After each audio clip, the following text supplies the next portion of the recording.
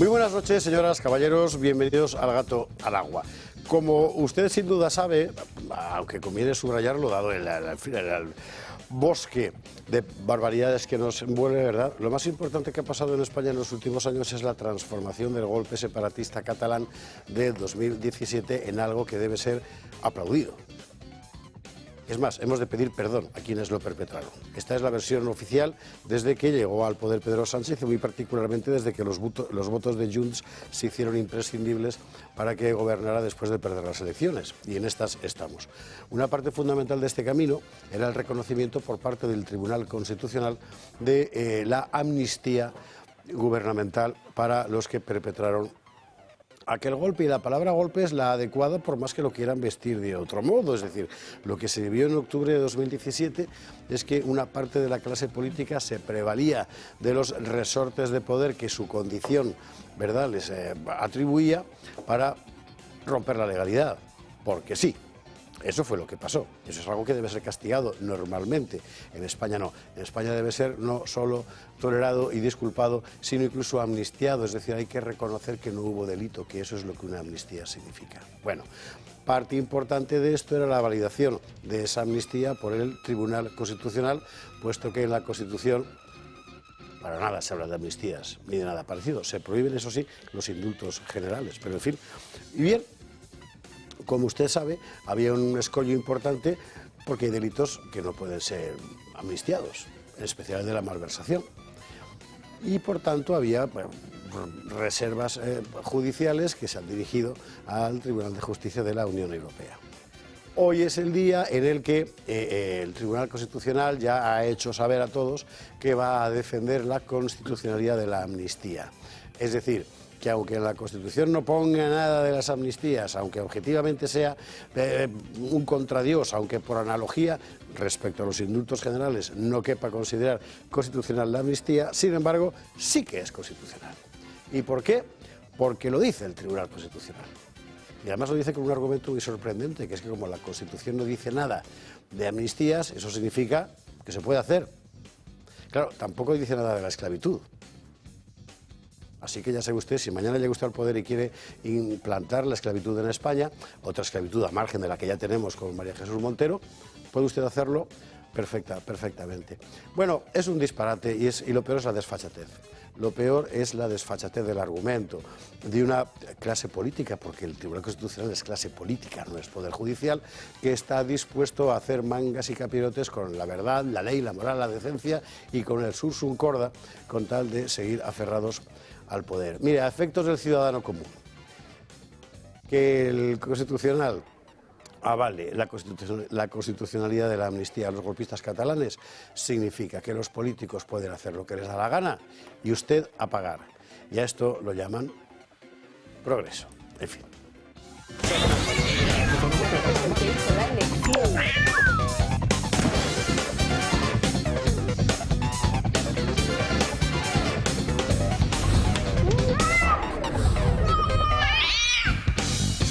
21:48, 20:48 en las Islas Canarias. Ante todo, abrazo fortísimo a todos los amigos que así el viernes en Gijón, como el sábado por la mañana en Oviedo y el sábado por la tarde en la Feria del Libro de Madrid, vinisteis a saludarme diciendo que sois espectadores del Toro y además muchos amigos del Club de Amigos, que cada vez son más. Así que a todos mil gracias, de verdad. Pues si no fuera por vosotros este trabajo, pues no tendría mucho sentido. Y aquí estamos tratando, en fin, de no desmerecer de vuestras expectativas. Abrazo fortísimo. Esta noche, por cierto, me parece que esas expectativas, ya veréis, ya, titulares. La primera, ojo, el hombre que se sentó con Leire y con muchos más. Han dicho que ser un fontanero del PSOE, nada más lejos de la realidad. Javier López Dolcet, ¿quién es? Un empresario que estaba efectivamente en aquella famosa fotografía con Leire y otros. Y va a contarnos su historia. Primero va a contarnos quién es, mucha gente no lo sabe. Segundo, qué hacía allí, que este es un tema muy importante. Y tercero, ¿qué más tiene que contar? ¿Sabe usted que se ha formalizado ya una plataforma de afectados por las cloacas policiales? Sí, está gente que pasó por la cárcel y que luego la han sacado porque no tenía por qué haber estado en prisión. Bueno, hablaremos de esto y de algunas cosas más con Javier López Dolcet dentro de unos minutos. Javier Pérez Dolcet, por cierto. Perdóneme usted. Bueno, conmoción sobre conmoción, nos hemos enterado de que el voto por correo dependió de Leire Díez. Esto es terrorífico. O sea, esto sí que es poner al zorro a cuidar el gallinero. Vamos a hablar de este asunto del voto por correo, es muy importante, las irregularidades son bien conocidas. Es verdad que en España el sistema electoral, el sistema de recuento, por más que se diga, tiene suficientes instrumentos para asegurar su validez, pero en el voto por correo no. Hay lagunas muy importantes y resulta que si quien te lo va a controlar es la señora Leire, es para echarse a temblar. Desfachatez sobre desfachatez, el bulo de la bomba Lapa. Esto ha sido auténticamente asqueroso. Y como, por cierto, el Gobierno sigue insistiendo en la cuestión. Si no sabe usted de lo que estamos hablando, es que usted es un hombre feliz o una mujer feliz. Pero básicamente se trata de la manipulación de una grabación a un policía que estaba diciendo: cualquier día el Gobierno me pone una bomba Lapa, para decir que ese policía estaba diciendo, Guardia Civil, le iba a poner la bomba Lapa a Pedro Sánchez. Bueno, han tenido que pedir perdón todos, La Sexta, TV, etcétera, todos menos el origen del bulo, que es el diario El Plural, y el Gobierno. No se puede tener la cara más dura. Bueno, veremos. Pasaremos por París, donde ha ocurrido este fin de semana, después de la victoria del PSG en el Paris Saint-Germain, en la competición local, algo que no había pasado nunca. Porque que quemen coches ya es cotidiano, que maten a uno ya es cotidiano, que se enfrenten con la policía ya es cotidiano, que corten el periférique es como el M30, pero el más grande, con muchos más coches, que París es más grande, ¿verdad?, y es la arteria fundamental de París. Que una gente pueda privatizar literalmente el M30, imagínese usted, y la policía no intervenga. ¿Sabe usted lo que significa? Que el orden público ya no está en manos del Estado. Claro, es eso lo que ha pasado en París este fin de semana, así que lo contaremos. Y cerraremos naturalmente con el asunto del Constitucional. Es extremadamente grave, significa que el Tribunal Constitucional, desde el punto de vista propiamente constitucional, no vale nada. Solo es una herramienta política, dispuesto a torcer el sentido común y, por supuesto, el sentido de la nación, que al final es lo más grave de todo. Lo veremos. Lo veremos en compañía de nuestros contertulios de esta noche, antes de que venga don Javier Pérez Dolcet, que debe estar maquillándose ya, y si no es que vamos mal. Don Antonio Alonso Timón, ¿cómo estás? Muy buenas noches, don José Javier. Pues bien, aquí bien a pesar del Gobierno. Nos desayunamos todos los días con escándalo tras escándalo y es muy complicado la supervivencia de un Gobierno, incluso en estas circunstancias, pero también estamos viendo que bajo estas circunstancias es cuando es más peligroso la personalidad de un presidente del Gobierno como el que tenemos, que por cierto lleva no sé cuánto tiempo sin contestar a los periodistas. Está recluido en su silencio, no sé si lo próximo va a salir ya con capucha, un capuchado, pero sería bueno que diese algún tipo de explicación a algunas cosas bastante graves que están sucediendo en este país. Lo último de este fin de semana es algo que sería increíble si no fuera por la trayectoria que lleva este Gobierno ya desde hace bastantes años, que es lo de la bomba Lapa, que es un episodio digno de mejor causa. O sea, esto ya parece increíble que aparezcan ministros. Pero tú fíjate qué poca consideración tienen que tener de sí mismos estos ministros y de sus votantes, que se dedican a proclamar este bulo por todos los sitios y que no han tenido todavía ni la dignidad, ni la hombría o la bonomía de desmentir, una vez que se ha visto que efectivamente era un bulo y era mentira todo lo que estaban diciendo, todavía no han sido capaces de desmentirlo. Ahora, eso sí, a la gestión no se dedican. Solo hay que ver las agendas que tienen estos personajes, que no tienen nada que ver con los ministerios a los que supuestamente tienen que atender y gestionar. Hoy han inaugurado un hospital en Melilla, en la ciudad autónoma de Sevilla, como ha dicho Pedro Sánchez. Y hay una polémica descomunal, porque en realidad han inaugurado un hospital donde no hay nada, falta de todo. No se podía inaugurar.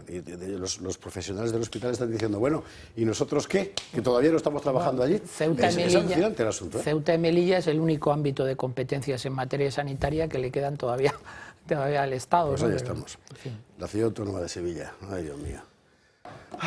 Antonio, bienvenido, buenas noches. Don Enrique Calvet, ¿cómo estás? Muy buenas noches, pues magníficamente rodeado, hoy muy protegido porque veo aquí a dos, incluso tres creo, juristas que me van a impedir decir tonterías y me protegerán cuando me vengan a buscar.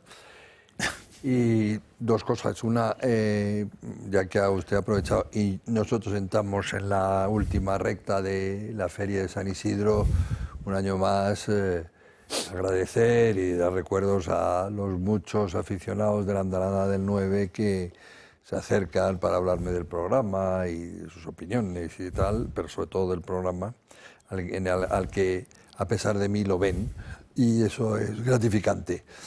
Y entonces yo, lo de la amnistía, repetir, mi postura siempre ha sido, ¿es constitucional? Por supuesto en este país es constitucional, pero tampoco se cita el canibalismo. Claro. Bueno, o sea, es constitucional porque en España lleva mucho tiempo en que es constitucional lo que diga el Tribunal Constitucional y punto. Es constitucional. Y además se me da una higa, es decir, es una monstruosidad, una traición, un atentado de lesa democracia y de lesa sociedad política. Y eso es lo grave.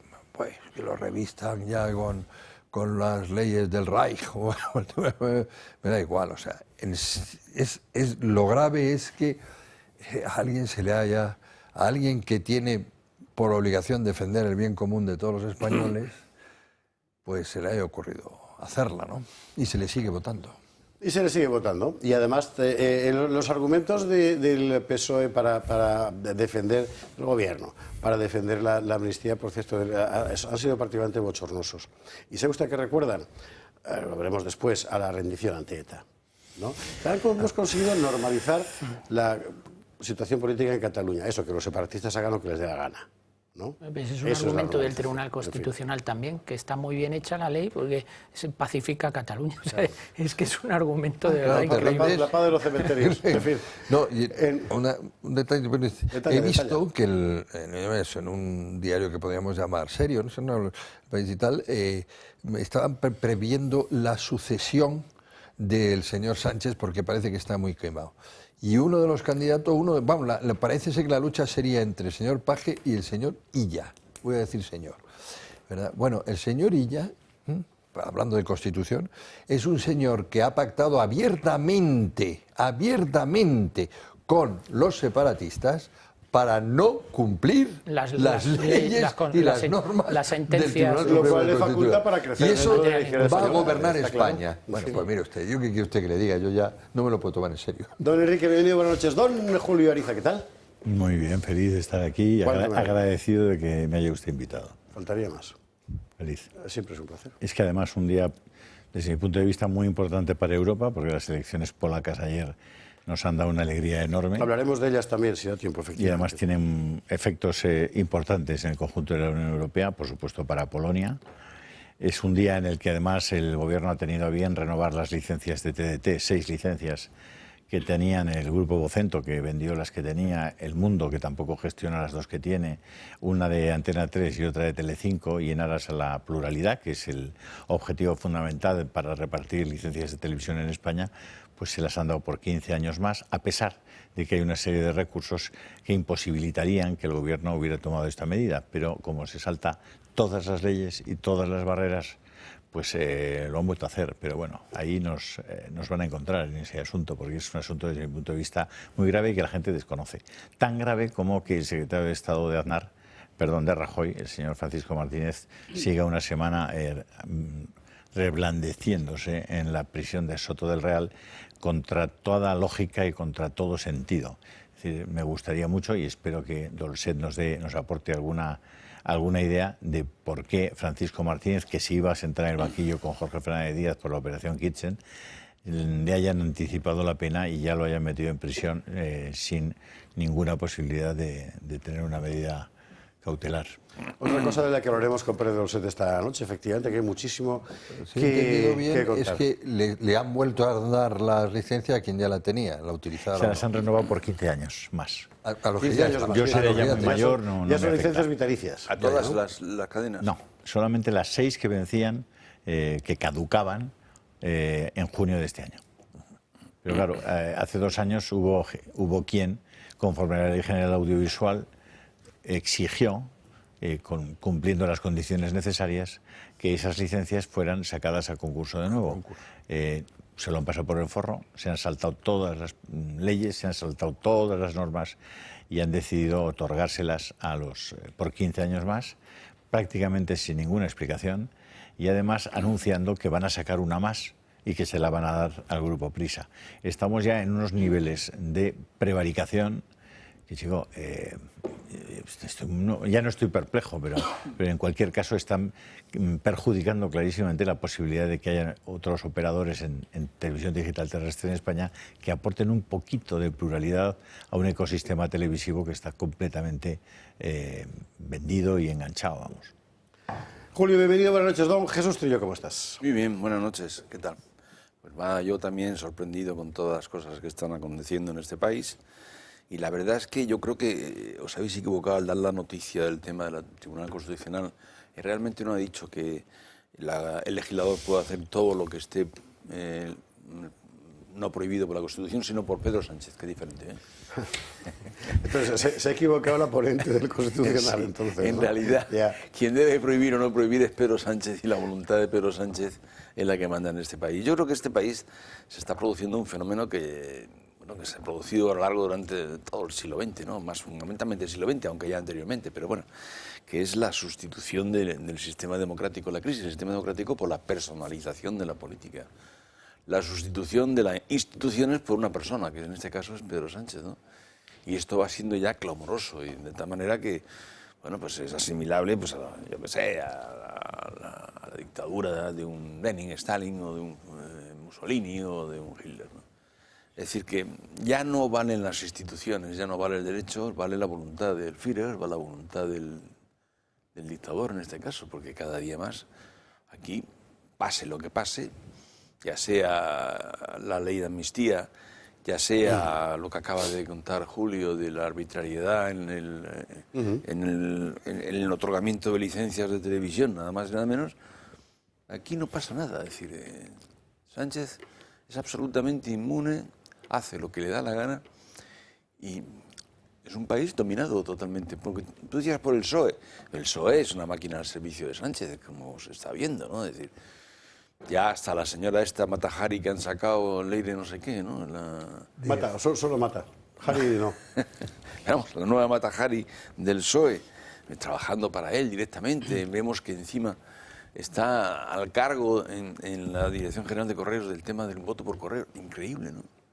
En las elecciones del año 23, es decir, en las últimas elecciones. No, en las autonómicas. En las autonómicas. Dice que en las generales no metió la mano. Veremos el informe Gutiérrez al respecto porque es francamente interesante. En fin, Jesús, bienvenido, buenas noches. Muchas gracias, buenas noches. Hablando de manos, pero estas buenas. Don Adolfo, ¿has visto? Muy buenas noches, ¿cómo estás? Estas son buenas, ¿eh? Bueno, ya lo creo. Son manos de las que Esto es lo que se llama tener una buena mano. ¿Es lo que llevaba Brigitte Macron cuando le hace la caricia? Puede ser. Puede ser. Yo creo que era un puño americano. De Roy. Los guantes de Quantic Nanotech. ¿Sabe usted qué es lo fundamental? Aparte de que te arregla la vida. Esa sensación que tiene el enfermo de artrosis todo el día de tener que estar ejerciéndose violencia psicológica contra sí mismo para no manifestar el dolor todo el tiempo. ¿Qué es lo que pasa con la artrosis? Es que el alivio lo que te provoca es que, bueno, puedas sentir que tienes una vida normal. Efectivamente, hay muchos espectadores que esto les sonará. O sea, me duele las manos, me duele la rodilla, me duele la espalda. Voy a mi médico y me mandan ciertas pruebas, ¿no? A veces es una resonancia, otra veces es unos rayos X, otra vez es un TAC. Y bueno, ¿qué tiene usted? Pues no tiene nada grave, ¿no? No tiene ninguna hernia, usted tiene artrosis. Dice, bueno, pues entonces, ¿y a mí por qué me duele tanto? Dice, bueno, y esto además es que es una cosa de la edad, a lo mejor las mujeres ha venido antes por la menopausia. ¿Y qué tengo que hacer? Pues bueno, cuando le duele tomes un ibuprofeno, y el problema es que le duele todos los días, y si no, tengo que hacer pues terapia ocupacional, ir a un fisio. A ver, que realmente todo lo que nos dicen, evidentemente, funciona, pero no lo vamos a hacer. Nadie va a estar tomándose muchos ibuprofenos, ni va a estar haciendo pues paseándose por diferentes lugares para hacer esto. Sin embargo, hubo un inventor español, yo digo bien claramente español, que ante un problema como este se juntó con dos reumatólogos y sacaron estos guantes. que hacen masaje, vibración, calor, ondas pulsantes, que es la tecnología para que la articulación esté mejor. No nos va a curar, tampoco nos cura la rodillera, tampoco nos cura el cinturón, pero va a conseguir lo que queremos, que es que pasemos un día agradable, que no me duela, que pueda mover las manos, que al mover las manos, mover mi rodilla, pasear, caminar, pues voy a conseguir que la irrigación de esa articulación vaya muchísimo mejor, que es la solución que hoy en día existe para la artrosis. Además, como ya tenemos, os digo de verdad, miles de personas que lo tienen, cualquier producto, y están muy contentos, yo os digo siempre lo mismo, probadlos. Si no os va bien, lo devolvéis, no os va a costar nada. Pero probadlos, porque si os va bien, vais a notar un alivio que os va a cambiar la vida. Así que de veras, os invito a que llaméis ese 900-730-122. Ahora es tarde, no vamos a coger la llamada, pero queda registrada. Llamar solamente una vez, como dice Esparza, porque con una llega, y mañana os llamamos, os explicamos todo y vamos a decir adiós a ese dolor de la artrosis, manos, rodilla y espalda. Don Adolfo, gracias. 900-730-122, mejorando tu vida. Nosotros a la publicidad. Aquí, dentro de un instante, Javier Pérez Dolcet. Y vamos a empezar a hablar de todo, de lo que hacía en la reunión con Leire, de quién es él y por qué estaba allí, y de todo lo que hay alrededor, antes de Leire, mucho antes de Leire. Incluido, por cierto, la operación que llevó al cierre de Intereconomía, también, entre otras cosas. Pausa y volvemos después. 22 horas 10 minutos, 21 y 10 en Canarias. Usted sabe, ha sido la noticia de la semana pasada, que el Partido Socialista montó un gobierno, yo no sé muy bien quién, montó una especie de aparato de extorsión para tratar de exonerar al Mundo Sánchez de sus diferentes cuitas judiciales, y que en el transcurso de esas operaciones aparece un personaje que se llama Leire Díez, que por otra parte había dejado innumerables huellas de sí misma en redes sociales y que todo el mundo sabía quién era, ¿verdad? Y en particular una pieza que es una videoconferencia con un empresario que está en Dubái, al que se le ofrecen ventajas judiciales a cambio de que dé información contra la Unidad Central Operativa de la Guardia Civil. En esa reunión, recuerde usted, aparecen la señora Leire, un abogado que fue el de Exuperancia Rapú en su día, en fin, de la trampa sexual a Pedro J. Ramírez, y además otra persona a la que, como en líneas generales la información hace que tengamos todos memoria de pez, se le dice que es el fontanero del PSOE, Javier Pérez Dolcet. Claro, los más viejos del lugar dijeron, ¿cómo fue fontanero del PSOE? Pero si este señor fue el pionero de los videojuegos en España, entre otras cosas, y a partir de ahí, en fin, bueno, este era Javier Pérez Dolcet. Luego hemos aprendido que en realidad aquella reunión era una trampa, no para la UCO, sino para el propio PSOE. Pero esto es otra historia. Para nosotros lo importante es aclarar todo esto, ver quién es quién. Y por eso estamos contentísimos de tener esta noche aquí en El Gato don Javier Pérez Dolcet. Muy buenas noches. Muy buenas noches. Empezaríamos por preguntar lo que todo el mundo se está preguntando, es decir, ¿usted exactamente quién es? Yo... ¿Fontanero? No. Hombre, yo tengo mucho respeto a los fontaneros, pero vamos, yo te digo, hasta el año 2013, que es lo que he querido ser toda mi vida, era empresario. Pero resulta que alguien del gobierno y gente afín, en concreto el Grupo Planeta, pues no se le ocurre otra cosa que encargarle al comisario Villarejo, con la aprobación del ministro de Justicia, el secretario de Estado, pues una operación para quedarse con mi compañía y de paso destruirme. Enero de 2013. Eso pues se va concretando en el tiempo a base de espionajes, seguimientos, amenazas a mis hijos, intento de secuestro a mi mujer, bueno, hasta el 2016, donde hay lo que hacen es que montar una causa judicial falsa contra mí. Me acusan de desviar 101 millones de dólares de mi propia empresa a Panamá, que es de lógica, oiga, si la empresa es mía y quiero mandar dinero fuera, lo único que tengo que hacer es pagarme un dividendo. O sea, tampoco, bueno, por supuesto esas cuentas no existían, o sea, era todo un bulo. A pesar de todo, me metieron en la cárcel 21 días, hasta que conseguimos mandar un abogado que fue banco a banco en Panamá, diciendo que voy a ingresar dinero en esta cuenta. Y claro, con un notario, y decían, no, es que esta cuenta no existe. Y ya me soltaron, pero hasta el día de hoy, pues esa causa sigue abierta. Me enteré poco tiempo después de aquello, que esto es junio de 2017, me dijo un amigo que esto lo había montado el comisario Villarejo. A partir de ahí ya empecé a tirar del hilo y quién le había hecho el encargo de verdad, que eran los que mandaban.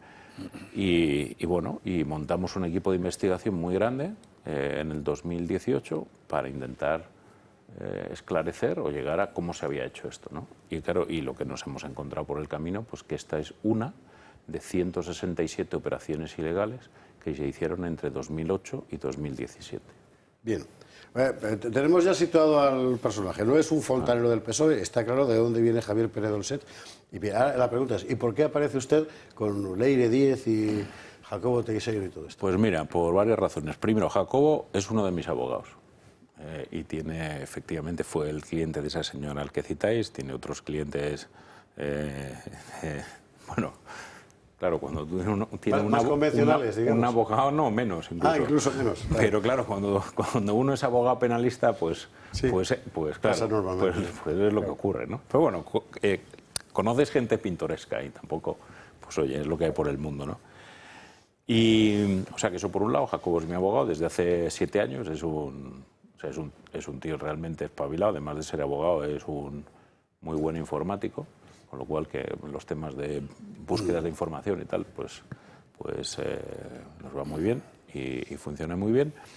Y luego, y os cuento la historia de Leire, cuando todo esto ocurre y me dicen Villarejo, digo, joder, o sea, yo de Villarejo es que no sabía ni que existía. Y entonces empecé a mirar en internet quién era la persona que más sabía de Villarejo. Y entonces pues me encontré con una chica que trabajaba en Público, o sea, muy de izquierdas, pero una magnífica periodista, de las mejores que hay en España, que se llama Patricia López. Y me fui a hablar con ella pues a puerta fría para que me echara una mano, y tengo que decir que lo hizo y me echó una mano. Empezamos a tirar del hilo, vimos, ¿y por qué esta chica? Porque esta era la que había descubierto estas cloacas del Estado en el año 2015. Empezó a escribir sobre ellas. Entonces, a partir de ahí, bueno, no tenía recursos, pero empezamos a contratar gente, empezamos a ver que aquello, o sea, no solo era mi caso, que había muchos más, contactamos con otras víctimas, empezamos a montar un equipo muy grande y terminamos pues, con un equipo de periodistas e investigadores de 21 personas. Y una de las primeras que apareció, no como empleada, sino como colaboradora, amiga de Patricia, es Leire. Entonces allí conocí yo a Leire en el año, esto debía ser en el 19, más o menos, casi por verano, o sea, hace casi 6 años. Y allí la conocí. Entonces por eso estaba en la reunión, porque nos llevaba ayudando desde entonces. ¿Por qué teníamos esa reunión? O sea, nosotros no íbamos a esa reunión, íbamos a otra porque acabamos de conseguir un éxito magnífico en Plaza de Castilla. Y es que por primera vez en 8 años habíamos conseguido que un juez imputara a los policías que habían falsificado nuestros informes y además lo hiciera con el refrendo de un informe de la Unidad de Asuntos Internos de la Policía diciendo que efectivamente habían falsificado la investigación. A eso íbamos.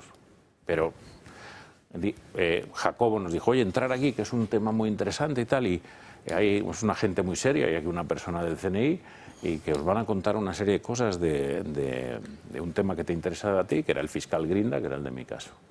Y entonces nos entramos en allí y bueno, pues yo me encontré el pastelón ese, ¿no? Y empezaron a contar unas cosas que si oyes lo que yo estaba allí, ponía unas caras, y digo, pues claro, eso es, llegas allí y te cuentan eso, es como creer en Papá Noel, ¿no? O sea, porque te viene allí un tío con... O sea, nosotros que llevamos 20 personas, 7 años para trocito a trocito ir consiguiendo los casos, viene un tío allí y de repente te dice, no, lo tengo todo, de aquí, de esto, de lo otro, de tal, de todo. Estabas hablando de Hamlin, del que estaba en Dubái diciendo contenedores de cocaína. Vamos, claro, y yo decía, o sea... Y de hecho, claro, el audio está cortado porque cuando él ya se desconecta, claro, yo empiezo a hablar con los locales y la persona que tenía aquí a la izquierda, que era el señor del CNI, le digo, bueno, o sea, y digo literalmente, oye, digo, ¿este está bien de la cabeza? Digo, porque, o sea, no, o sea... Bueno, y tal, y me dijo uno de ellos, dice, no, es que tiene ahí un problema de sustancias y tal. Y digo, bueno. Y hasta hoy. Hago una pregunta más y ya os abro la mesa, pero más que nada porque me estoy poniendo en el lugar del espectador para tratar de situar todo lo que ha aparecido en estos últimos días. Acto seguido aparece otra información del Confidencial en la que Javier Pérez Dolcet le dice que esto lo están moviendo directamente a Santos Cerdán y Pedro Sánchez. Sí. ¿Es así? Pero no es eso. ¿Esto qué es? Claro, es que el esto es muy importante, porque esa es una conversación de un año antes. ¿Y en qué consiste? O sea, según hemos ido nosotros desencriptando estos audios y consiguiendo documentación, lo que hacíamos lo hacía yo personalmente. Yo me iba a la unidad de asuntos internos de la policía y llegaba allí, buenas. Fruto de la investigación de los últimos 8 meses o 9 meses, pumba, y le entregaba toda la documentación para que la llevaran al juzgado. Ellos la analizaban, la mandaban al juzgado número 6 de la Audiencia Nacional, donde está la causa esta de, vamos a llamar, de las cloacas del Estado. Y entonces, en la última entrega, pues, que es una de las más serias, que hago en marzo del año 22, pues ahí lo que aparece, entre muchas operaciones, es que montan una especie de operación Kitchen contra Pedro Sánchez cuando es el candidato del PSOE. Y empiezan a ponerle micrófonos en su casa, en los negocios de su mujer, en el coche, seguimientos y de todo, entre el año 14, mientras es candidato a las elecciones en el año 15, en las 2 elecciones, y hasta que pierde las primarias en el PSOE en el 16, que entonces desmantelan Entonces, claro, yo eso me llama a declarar el juez, se lo cuento, el juez declara aquello secreto y allí no ocurre nada, hasta casi final de 2024, mediados de 2024. En mediados de 2024 levanta el secreto del sumario, entonces allí aparecen, en estas diligencias aparece esa documentación y claro, inmediatamente se persona el PSOE. Pero claro, cuando se persona el PSOE, pues el que está al lado del PSOE, del representante del PSOE, soy yo.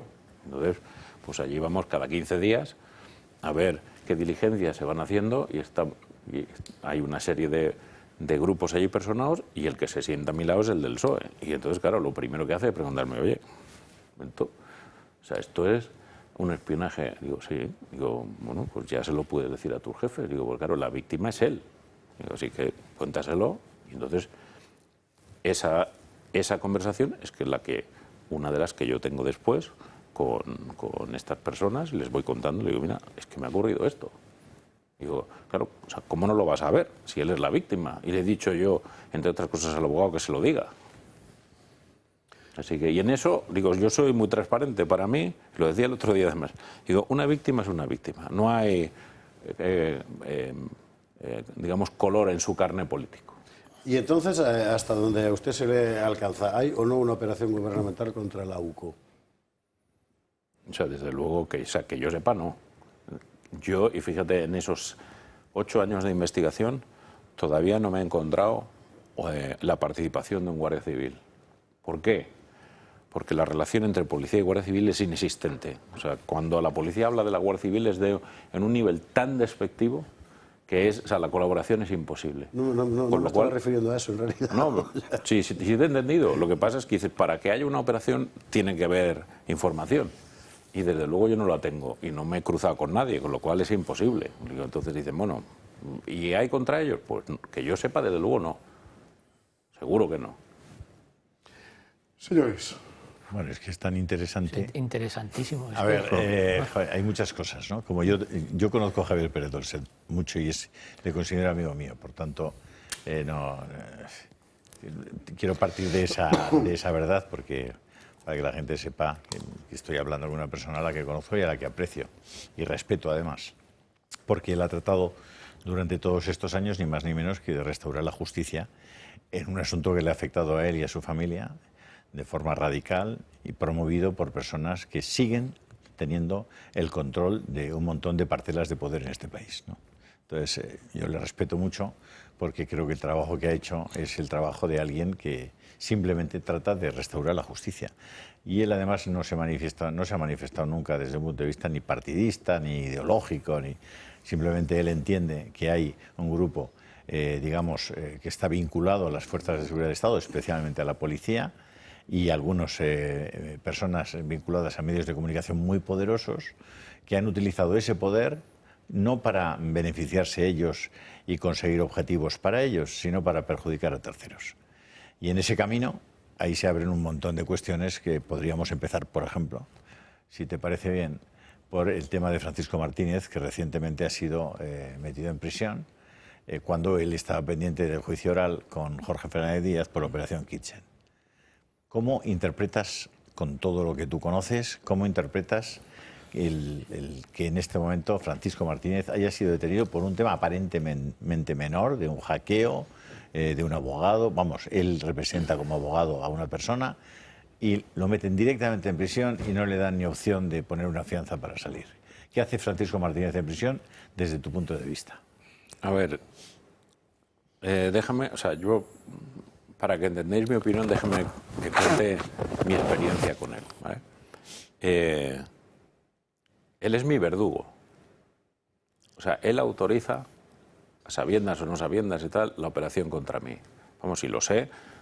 O sea, dicho eso, a mí Paco me cae bien, porque ha tenido durante... O sea, yo lo conocí, antes no lo conocí hace 4 años, empecé a hablar con él y un día vino a mi casa a disculparse por lo que había hecho. Con lo cual, oye, chapó, que es un primer paso. Y el hombre estaba agobiado, porque claro, yo creo que era perfectamente consciente de lo que había ocurrido en estos 167 casos y lo que nosotros íbamos descubriendo. Y bueno, y el tiempo fue pasando y un día, yo siempre le decía lo mismo, le digo a Paco, digo, aquí han ocurrido un montón de operaciones ilegales, desastrosas, que no se pueden, o sea, ni concebir dentro de una democracia. Además, da igual, o sea, el único punto en común que tienen todos esos es que tú fueras enemigo personal o empresarial de alguna de las personas que estaban en el núcleo central de ese gobierno o sus amigos. Y daba igual el color, o sea, podía ser de Podemos o de Vox o de donde fuera, da igual. En todo el arco hay víctimas en todos sitios, incluso dentro de su propio partido. Y él me decía, bueno, ¿y qué hago? Digo, pues yo si fuera tú, yo lo que hacía es, me iba a ver a la Fiscalía, le contaba la verdad de lo que ha ocurrido, me acogía a las rebajas de 2 y 3 grados, que si tú haces el cálculo no vas a ir a la cárcel, te vas a tener que declarar culpable, pero no vas a ir a la cárcel. Bueno, tienes que hacer el acto de declararte culpable y que la gente te vaya a señalar con el dedo, pero cuenta la verdad. ¿Quién lo hizo? ¿Quién te dio las instrucciones? ¿Y por qué? Y bueno, y el hombre me dijo que sí, nos repasamos todos los casos y desde entonces pues nos hemos pasado 18 meses intentando que alguien lo recibiera para hacer ese acto de colaboración con la justicia. ¿Alguien en la justicia? De la Fiscalía. En la Fiscalía. No nos han cogido el teléfono. Yo esto lo contaba en otra televisión. O sea, yo he pedido cita, mi secretaria, 650 veces. No he conseguido... Luego decían, no, trato de favor, no, porque conoces a Leire, trato de favor. Digo, joder, 650. A mí me da igual, porque soy tan pesado y primero no me voy a rendir. Entonces, desde que esto ocurrió la semana pasada, le digo, bueno, pues ahora a partir de ahora, en lugar de 2, 3 veces. Entonces, si hay alguien que no tiene un riesgo de fuga, que es la única razón para meter a Francisco Martínez en la cárcel, es Paco.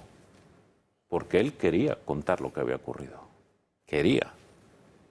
Y entonces dices, bueno, si ya querías, o sea, ¿por qué lo meten en la cárcel? Yo, o sea, a partir de ahí ya no tengo explicación. Pero hombre, me gustaría que saliera cuanto antes. Sí, la tiene, no contarlo. Para no contarlo. Bueno, digo... es bastante. Una pregunta que están evitar que lo haciendo. cuente, vamos. Vamos a ver. Pero eso no se va a evitar, ¿eh? Porque la documentación yo ya la tengo y sus declaraciones también. Porque en previsión de que esto pudiera ocurrir, yo le dije, oye, yo me quedo con esto, no pasa nada, si te pasa algo, Esto verá la luz. Por reconducir el asunto para que usted no se pierda y yo tampoco. De decirlo es una forma precisamente de no perderme. De lo que estamos hablando es de una línea permanente de operaciones, en realidad paraestatales, pero con recursos del Estado al servicio de, sea intereses políticos de personas concretas, no de la nación ni del gobierno, sea de intereses privados utilizando instrumentos del Estado y sus alrededores. Ahí es lo que se llama cloacas, aquí es donde aparece Villarejo y un montón de líneas dentro de este tapiz. ¿Quién lo paga todo eso? Pues tú y yo, ¿no? Vale. O sea que estamos hablando fundamentalmente de los fondos reservados de interior, del trabajo de unidades policiales puestas al servicio de este tipo de operaciones. Antes de... hemos conseguido descargar el audio así que lo vamos a escuchar de inmediato. Pero antes, algo que usted, sobre todo si ve el Telegram de Julio Ariza, habrá visto es que, ahí va, y a Intereconomía también, ¿se acuerda usted la vieja Intereconomía? Bueno, pues también. ¿Y cómo fue eso? Pues porque Julio es un señor incómodo. Entonces, como no es obediente, pues alguien decidió que lo más práctico era quitárselo de en medio en 2012. Entonces, pues hicieron una operación que consistía en primero en espiar todos sus movimientos y sus finanzas y a continuación, pues sacar una regulación vía CNMC que, digamos, que en aras de la pluralidad, pues eliminara la publicidad de Intereconomía. Una cosa bastante curiosa, ¿no? Para proteger la competencia, lo que haces es eliminas uno de los competidores. Yo, o sea, no lo entiendo muy bien, pero o sea, como vosotros sois más listos que yo, seguro que me podéis dar luz. Pero ahí está la operación y yo se lo llevo diciendo mucho tiempo. Y claro, pues eso, o sea, es un ejemplo muy claro. Es señor que molesta, señor que se le elimina. ¿Y cómo? Pues utilizando todos los resortes del Estado. Muchas veces la policía, pero no solo la policía. Se usaba el Ministerio de Hacienda, las áreas que fueran, exteriores, bueno, lo que fuera. Vamos a escuchar enseguida un vídeo que nos ha mandado Pérez Dolcet, pero antes, Antonio, Enrique. A mí, como decía Julio anteriormente, me parece interesantísimo. En primer lugar, me parece que estamos en presencia de una persona muy valiente. Hay que ser muy valiente para, con muchos menos recursos que la otra parte, iniciar la lucha que has iniciado. Y en segundo lugar, estás hablando de 167 casos, que son muchos casos. O sea, aquí hay... las cloacas del Estado son realmente profundas. Has dicho anteriormente que Pedro Sánchez había sido objeto de una operación de espionaje cuando era candidato a la presidencia del gobierno por el Partido Socialista Obrero Español. ¿Tú crees que todos los candidatos de todos los partidos políticos son espiados por las cloacas del Estado? Y otra cosa, supongo que evidentemente en estos años habrás temido, han hecho cosas contra tu familia y habrás temido por tu propia integridad física. Pues mira, por contestar por orden, todos los candidatos de todos los partidos, incluidos los opositores internos dentro del Partido Popular. Digo, o sea, y hay, por ejemplo, 2 casos dentro del propio Partido Popular que están perfectamente documentados y grabados. O sea, esto no es una imaginación mía. A estos señores yo no los conocía antes. Los he conocido ahora porque cuando he encontrado la documentación y levanto el teléfono y los he llamado, así igual que llamé a Patricia López, y hablo en concreto de Ignacio González y Eduardo Zaplana. Contra ellos se monta un dispositivo hasta meterlos en la cárcel porque en el año 2008, creo que fue, se les identificó como opositores a una posible candidatura oficialista en ese año que no sé ni quién era, porque yo no estaba en España entonces, supongo que sería Mariano Rajoy, no me acuerdo, no lo sé, el que fuera. Seguro. Pero vamos, se les marcó desde entonces y se les puso la policía detrás y de hecho se les intentaron hacer 3 o 4 operaciones antes con la que cayeron.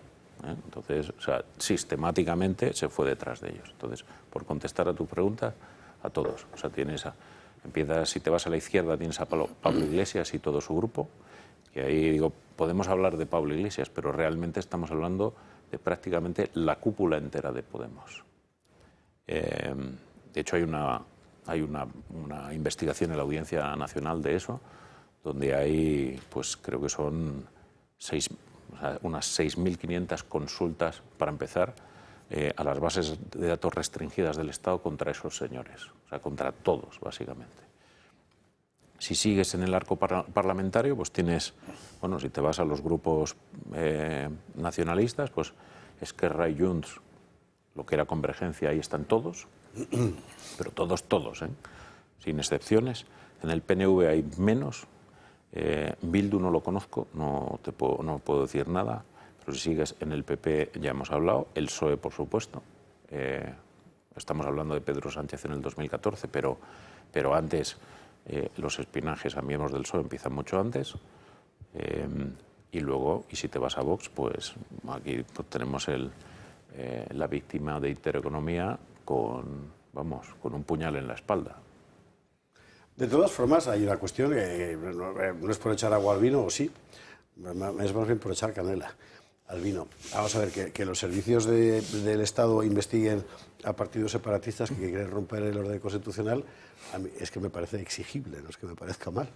A ver, yo estoy de acuerdo en toda investigación que tenga una orden judicial. Ahí, o sea, oiga, si usted cree que se está cometiendo un delito, pues el que sea redacta una denuncia, o la Fiscalía de Oficio redacta una denuncia, se va a un juez y el juez pone los medios para que esto empiece. Aquí estamos hablando de otra cosa, que es que un señor se levanta por la mañana y decide, oiga, en previsión de lo que estos señores pueden hacer, pues voy a montar una operación para cargármelos. Y además el sistema se empieza a pervertir, porque como eso es un grupo de amiguetes con intereses económicos, políticos, de proyección y tal, y os hago el caso concreto de Operación Cataluña, que es el siguiente. Ahí, cuando se empieza a producir el movimiento independentista en 2012, se pone una lista encima de la mesa de 3 nombres a los que hay que destruir, sin orden judicial, pero eran 3, Artur Mas, Jordi Pujol y Xavier Trias. Y eso sale de las más altas instancias del Partido Popular. Y según se va moviendo esa orden, cada uno de los señores que se acerque a aquello va incluyendo a alguien que le caía mal o le venía bien en una disputa económica. Y ese paraguas termina en 100 personas. Algunas de ellas, como yo tengo un amigo ahí, que es Sandro Rosell, presidente del Barça, futbolista, 2 años de cárcel sin justificar. Directivo 4, ¿no? de Nike en Brasil, dos años. O sea, un tío dedicado al fútbol, al deporte toda su vida. A la cárcel, 2 años.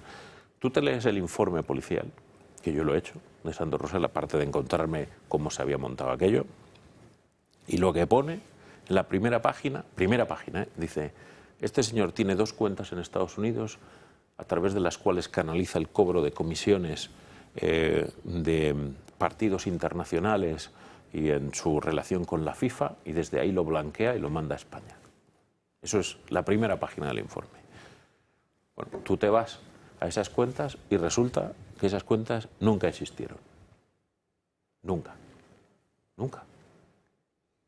Entonces, y con esa información que no existe, metes a un señor en la cárcel. Tenemos pendiente la pregunta de Enrique Calvet. Sí, dos preguntas.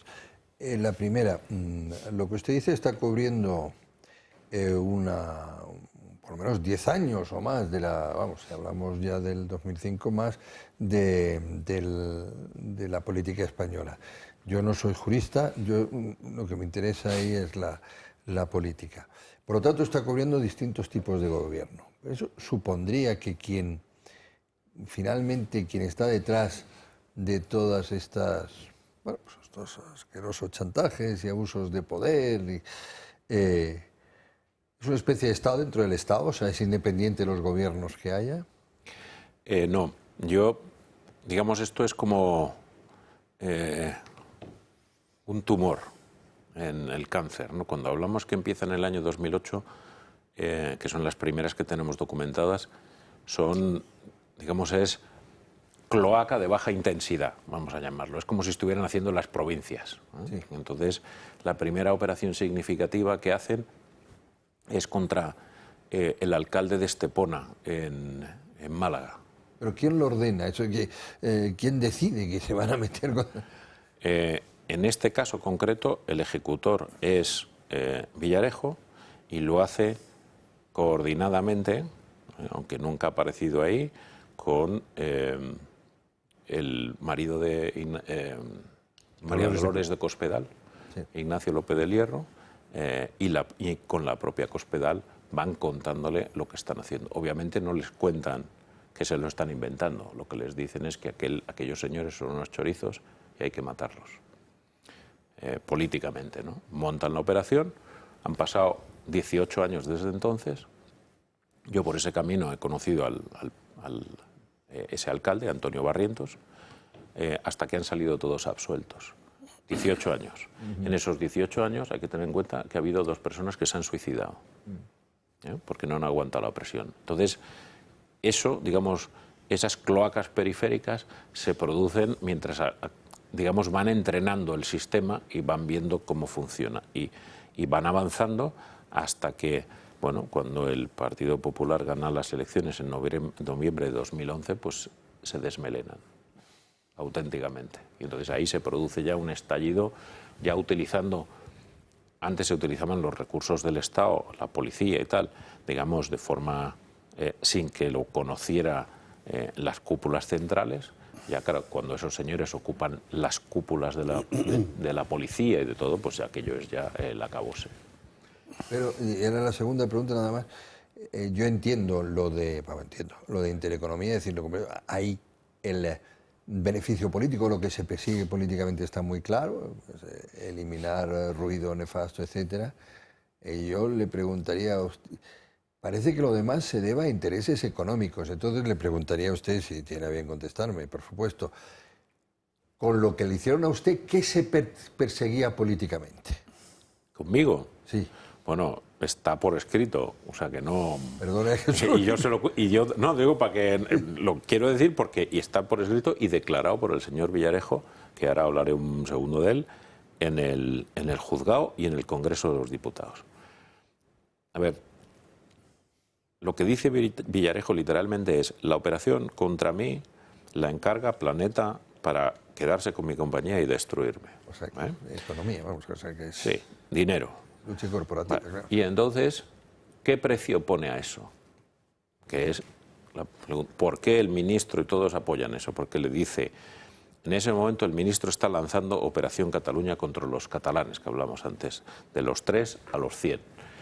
Y le dice, si queréis que yo ayude en Operación Cataluña, pues os cargáis a Pérez Dolcet. Y eso es una conversación del ministro que está grabada también. Y entonces dicen, bueno, pues los otros dicen, vosotros os cargáis a Pérez Dolcet y yo os ayudo en la Operación Cataluña. Ya entiendo. O sea, que es la concomitancia. O sea, yo te hago el servicio político si tú a cambio me ayudas a... Y te quitas a este tío de un servicio económico. En ese sentido, el audio que nos ha traído Pérez Dolcet es muy interesante porque habla específicamente de su caso y se ve muy bien. Pues es el propio fiscal quien está hablando del asunto. Y me parece que podemos escucharlo, ¿verdad? Vamos a escucharlo. No hace falta que Jaime me identifique a André, entre otras cosas porque además me han descrito a André y la verdad es que no tengo ni idea. El otro día estuve hablando con Juan Rueda y me describía a André, de hecho me hablaba de André, de cómo estuvo en el secuestro del padre de Julio Iglesias y de cómo se fue a Miami, en fin, toda la historia de André, y me lo describía físicamente y la verdad es que ni me acuerdo. Para la cinta que decía el clásico. ¿Quién es André? Eso, André. André es el comisario principal de delitos económicos de la UDEF. Vale. De la UDEF. ¿Y quién es José Grinda?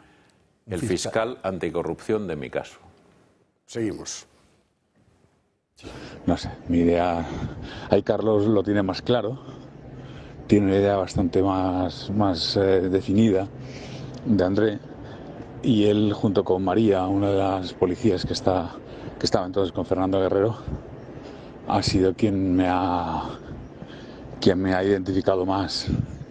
Me falta hablar con la gente de UDEP, con la gente de Fernando Guerrero, aunque Fernando Guerrero yo creo que ya sabes que habló con Sandro para ponerse no a su disposición en el sentido de lo que quieras, pero sí a su disposición respecto de quién es André. Y ahora sí, ahora lo tengo clarísimo, que el que a partir de, bueno, parece una especie como de,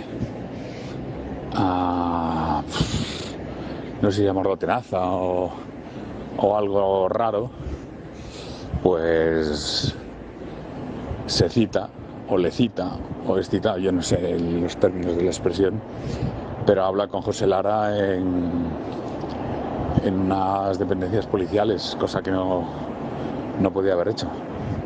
Pero sí, vamos, estoy seguro de que quien interfiere es André, eso lo tengo muy claro. Estamos hablando entonces de que el audio sigue, ¿eh? Sí, Sí, no, si te va a preguntar. Sí, que vamos parando porque si no... Que la gente lo entienda. Claro, me imagino que dicen Lara de Bildos no será Lara de Planeta, a lo mejor. Estamos hablando de una intervención, por tanto, del Grupo Planeta de Consumo con la policía, y en este caso el señor Vega, para hacer una operación, y el que está hablando es el fiscal que lo cuenta. Sí. ¿Se lo cuenta usted? No, se lo cuenta a un periodista, que es todavía peor. ¿Por qué? Vamos a ver.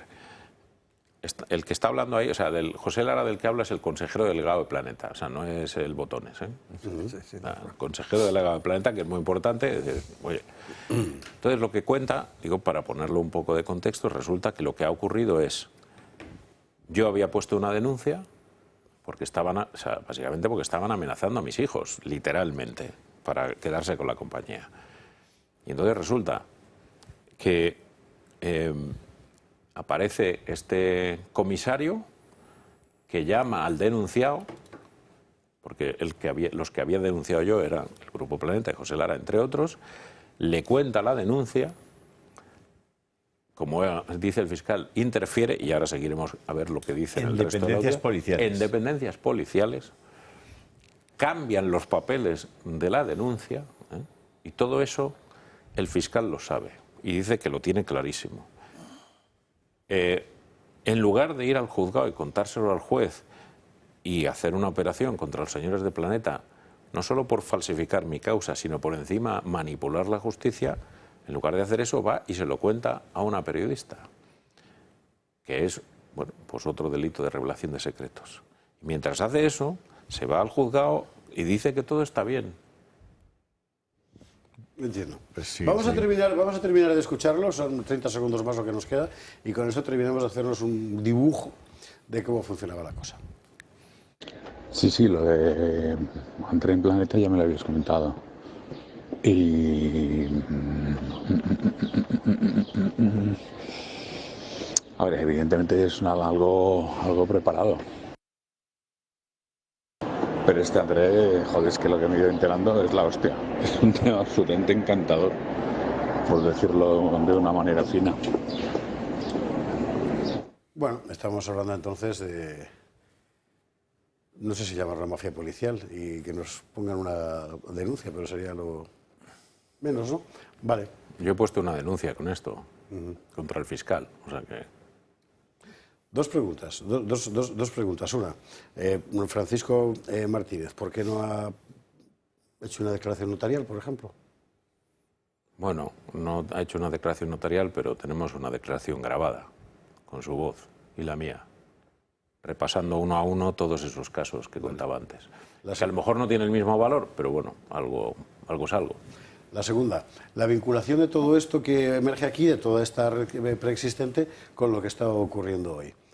En el contexto de la corrupción socialista, de las maniobras dentro del gobierno para tratar de salpicar a la UCO, por ejemplo, de la Guardia Civil, o desviar la atención. ¿Existe o estamos ante otra línea? A ver, yo creo que eso es una fantasía. Y yo os digo por qué. O sea, yo llevo con 20 personas 7 años haciendo esto. O sea, llegar aquí ha costado 7 años, lo hemos financiado todo entre las víctimas, o sea, no solo yo, o sea, hay mucha gente ahí, aparte de la gente que trabaja, hemos tenido la colaboración de todos esos señores en todos esos procedimientos que nos han aportado la documentación. O sea, tenemos 3 millones de documentos y 10.000 audios como este.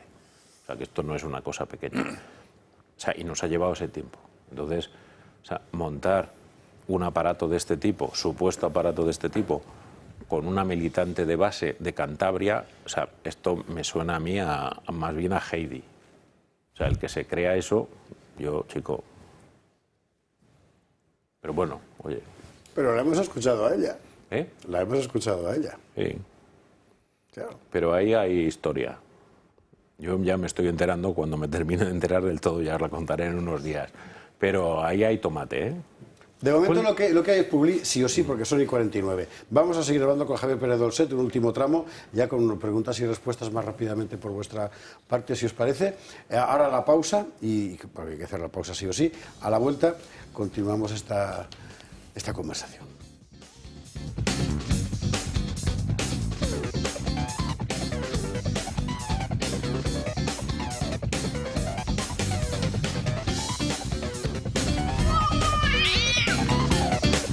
...22:54, 21:54 en Canarias. Estamos con Javier Pérez Dolcet hablando de todo el mundo de la cloaca policial que ha emergido a propósito de las conversaciones del Aire 10 y de las maniobras en el entorno del sanchismo. Y descubrimos cloacas cuyo colector general viene de mucho antes. Y estábamos ahora en la fase de pregunta-respuesta de cada uno de los contertulios. Bueno, vamos a ver, puede ser que la gente se pierda porque es un relato, vamos a ver, que incluye a muchos personajes que no son conocidos, que están entre bambalinas, porque además la operación es una operación compleja, porque además la gente hoy lo que está visualizando es una operación aparentemente del PSOE o de fontaneros del PSOE para, digamos, perjudicar a la UCO o tratar digamos, de bloquear las informaciones o las investigaciones de la UCO, y por tanto lo que está aportando hoy Javier esta noche, digamos que hace referencia a las cloacas del Estado, pero son cloacas distintas. Es decir, está dejando ver de forma muy clara que tanto el PP como el Partido Socialista han utilizado o han convivido con cloacas del Estado muy serias y muy poderosas. Entonces puede haber gente que diga, hombre, cuando estamos aquí buscando que Sánchez se vaya con una operación que han montado el PSOE contra la UCO y tal, no sé cuántas, resulta que les estamos contando más cosas, ¿no? Bueno, pues a ver, vamos a contextualizar. Es decir, cloacas las tenía el PP y las tiene el Partido Socialista. El señor Dolcet esta noche nos está contando una parte de esa historia. Probablemente el señor Dolcet no sabe si la directora general de la Guardia Civil ha utilizado coldos u otras herramientas para tratar de bloquear efectivamente las investigaciones de la UCO. Probablemente en la propia UCO hay personas que piensan de forma diferente o que tienen intereses distintos o ideologías diferentes. Entonces, la gente tiene que saber eso. Es decir, estamos aquí hablando de... Las cloacas del Estado están... A veces, los mismos sirven a partidos diferentes. Pero son los mismos. O sea, el comisario Villarejo estaba con Rubalcaba. Es que ya estaba con Rubalcaba. No es nuevo en todo esto. El Juan Antonio González, o el comisario Oliveras, u otros comisarios que van apareciendo, o jueces de la Audiencia Nacional, como el juez Andreu, que aparece en muchos de los audios de Villarejo, llevan muchos años. Es decir, pero todo eso, a mí por lo menos no me sirve para ir contra un partido o contra otro, porque en el tema de las cloacas del Estado ha habido comportamientos paralelos, similares. En los dos partidos. La conversación de Villarejo con Dolores Delgado, famosa, que la grabación es del 2009, si no me equivoco. Sí. Claro, en pleno comienzo de la cloaca.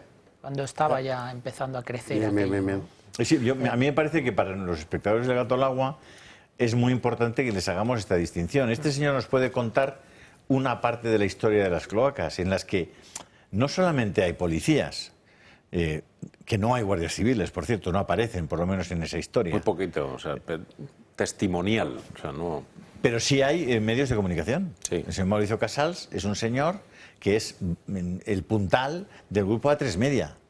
Probablemente el grupo A3 Media, cuando escuche al señor Dolcet, ni La Sexta ni Antena 3 le van a invitar a que vaya. Obviamente no. Claro, y sin embargo ha ido a Telecinco, el señor Dolcet, y ha estado con Risto Meijide, ha estado con Ana Rosa Quintana, esta noche está aquí, y habrá otros medios pues que no le tengan tanto miedo al grupo A3 Media y le inviten también al señor Dolcet, como RAC-U, donde estuviste, como no será Onda Cero tampoco, porque pertenece al grupo A3 Media, pero bueno, la gente tiene que tener la finura, la sensibilidad para saber dónde está y dónde está colocado cada grupo de poder y qué es lo que tiene en sus manos, qué tienen en sus manos como instrumentos para hacer estas operaciones. Mira, hay un par de factores que explican cómo ha evolucionado esto. O sea, y hay que entender una cosa. Para que esta cloaca se haya podido desarrollar, hace falta un auténtico genio. Y eso no se repite mucho. Y ese genio, aunque haya sido mi verdugo, es el comisario Villarejo. O sea, el comisario Villarejo, con todo lo tosco que parece, es un tío de una brillantez, o sea, despampanante, que ha sido capaz de camelarse a toda la estructura y poner a bailar a todo el mundo en el Estado, en todos sitios. Y es el perejil que está en todas las salsas. Él no manda, no tiene capacidad de decidir, porque no tenía capacidad de decidir, pero sí tenía capacidad de ejecutar y de convencer a unos y a otros. ¿Qué es lo que pasa con ese señor y por qué no se produce la cloaca antes? Porque este señor es como si estuviera en la universidad. Entonces estaba aprendiendo y él mismo iba testando y va aprendiendo. Y entonces dices, ¿por qué no hay cloaca antes? Porque Villarejo no estaba maduro. Entonces cuando termina creciendo... Ahora, a mí hay una cosa que no entiendo, que es, después de hacer estas 100 y pico operaciones, ¿a quién se le ocurre meter al señor Villarejo en la cárcel? Porque lo mete el Partido Popular. Después de haber hecho las operaciones para él, Pero Javier, perdón un momento, pero vamos a ver. Todo esto que estás contando, que al fin y al cabo supongo que estará en la sede del juzgado número 6 de la Audiencia Nacional, hasta hace poco llevado por Manuel García Castellón y bien llevado, por lo que yo conozco, ¿no? Pero, ¿qué tiene que ver? Porque, es decir, o igual sí tiene que ver. Todo esto es una historia pasada, de alguna forma, porque ya es el caso Villarejo, y Villarejo está fuera de juego, etcétera. ¿Qué tiene que ver esto con la cloaca actualmente visible, en virtud de la cual lo que se pretende es acabar con la UCO y tapar todos los rollos, los malos rollos, por decirlo de alguna manera, del presidente del gobierno? Pues eso es lo que yo digo, nada. O sea, es que cuando dicen, no, la cloaca del Sol, el fontanero, yo miro así alrededor y digo, ¿a quién se refiere? A mí. Digo, joder, si todo el mundo lo sabe, o sea, yo investigo los casos que nos afectan a mí y al resto de las víctimas que se producen entre 2008 y 2017. Y el resto me da exactamente igual. Pero ¿y qué explicación tiene respecto a todas lo que hemos oído esta semana pasada, etcétera, de Leire y compañeros mártires? A ver, yo solo estaba en esa reunión. Lo que haya ocurrido fuera de eso no me he enterado. Me estoy enterando, pero bueno, me voy a enterar. Me estoy enterando ahora. No, o sea, y estas cosas yo no quiero decir nada mientras sigo recopilando piezas de qué es lo que ha ocurrido en ese puzzle. Pero cuando dicen, no, es que hay una operación contra la UCO, yo no digo contra la UCO, yo digo en definitiva en tapar las cosas que afecten al presidente del gobierno. Desprestigiar la UCO a quien sea que vaya contra el presidente del gobierno. Pero a alguien le sorprendería que el gobierno no tome ninguna medida para tratar de cambiar las personas que están en la UCO, los responsables de la UCO. No, es que ya las eso digo Vamos yo. a ver que hay una Dirección General de la Guardia Civil que en este momento tienen sobre la mesa un proyecto de ley en virtud del cual esa policía judicial va a pasar a depender de la Fiscalía. De la Fiscalía, y la Fiscalía de quien depende. Es decir, hombre, que ya Julio, están lo que tomando... pasa es que Javier, yo entiendo perfectamente la justicia de todo el planteamiento que estás haciendo y que has contado y tal igual. Pero lo que no quiero, es decir, lo que En fin, no me vería bien es que esto nos apartara de lo que estábamos, que en lo que estábamos es en el actual presidente del gobierno, no en las historias de Maniolo de Cospedal y de no sé qué, de no sé cuántos, ¿no? No, lo que pasa es que es muy interesante esto, lo que nos está contando Jesús, por lo que ha hecho Julio. el tiro, pero es que no hay un tiro, es Claro, que hay muchos tiros, y uno de ellos me dio a mí. O sea, Vamos a ir por partes y por orden. desviar el tiro. Y a mí probablemente también me llegó alguno. Es que el tiro nos lo dieron y a los mí, como tú nuestros. sabes, probablemente también me llegó alguno. Ya, pero es que yo creo que lo que cuenta Javier Pérez Dolcet, fruto del trabajo de 7 años de investigación, es muy importante. Sí. Porque sabemos que hay personas que trabajan al margen de la ley y que llevan una pistola al cinto o tienen una televisión en la cartuchera. Yo creo, o sea, dejarme que diga 2 apuntes. Yo creo que la cloaca hizo una cosa con todos estos señores y este artista, porque es un artista auténtico del señor Villarejo, que es diseñar un sistema para poder hacer eso, que es muy importante. Y entonces... Que lo ha heredado el PSOE y lo ha cogido. Y bueno, el sistema sigue así, sigue ahí, pero no lo controla el de arriba si no tiene un Villarejo. Y os explico por qué. Resulta que las causas judiciales, como se investigan, en las económicas, solo hay un investigador,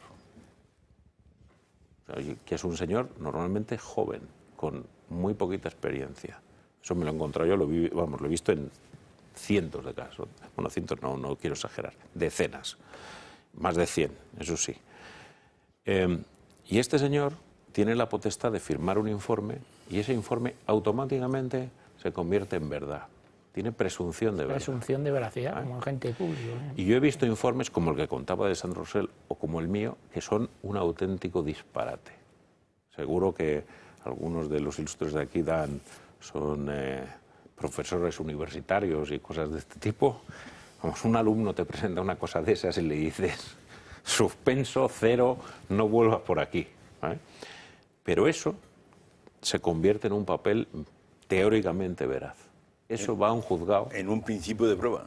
Sí, eso va a un juzgado y el sistema está diseñado para que ese papel se quede ahí encima de la mesa 8 años.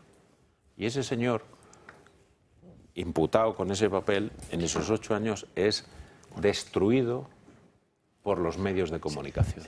Ese es el sistema y además, no lo estoy relatando porque lo haya aprendido, es que hay un audio, una grabación donde Villarejo lo cuenta. Y cuenta y dice, no, si esto, le vamos a poner esto en este informe, que es mentira, con esto ya lo imputamos y ahora que se investigue. Y dentro de 5 o 7 años, para entonces está muerto. Ya.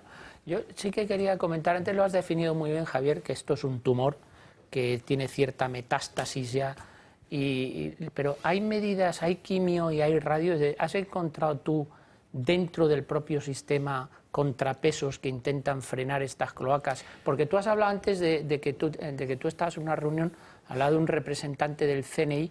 ¿El CNI actuó alguna vez como contrapeso y sabía este tipo de cosas? Y más concretamente, debe decir, porque también se le ha puesto muchas veces como contrapeso de Villarejo, el entonces director del CNI en aquella época, Félix Sanz Roldán, tomaba algún tipo de contramedidas contra este tumor que se estaba extendiendo.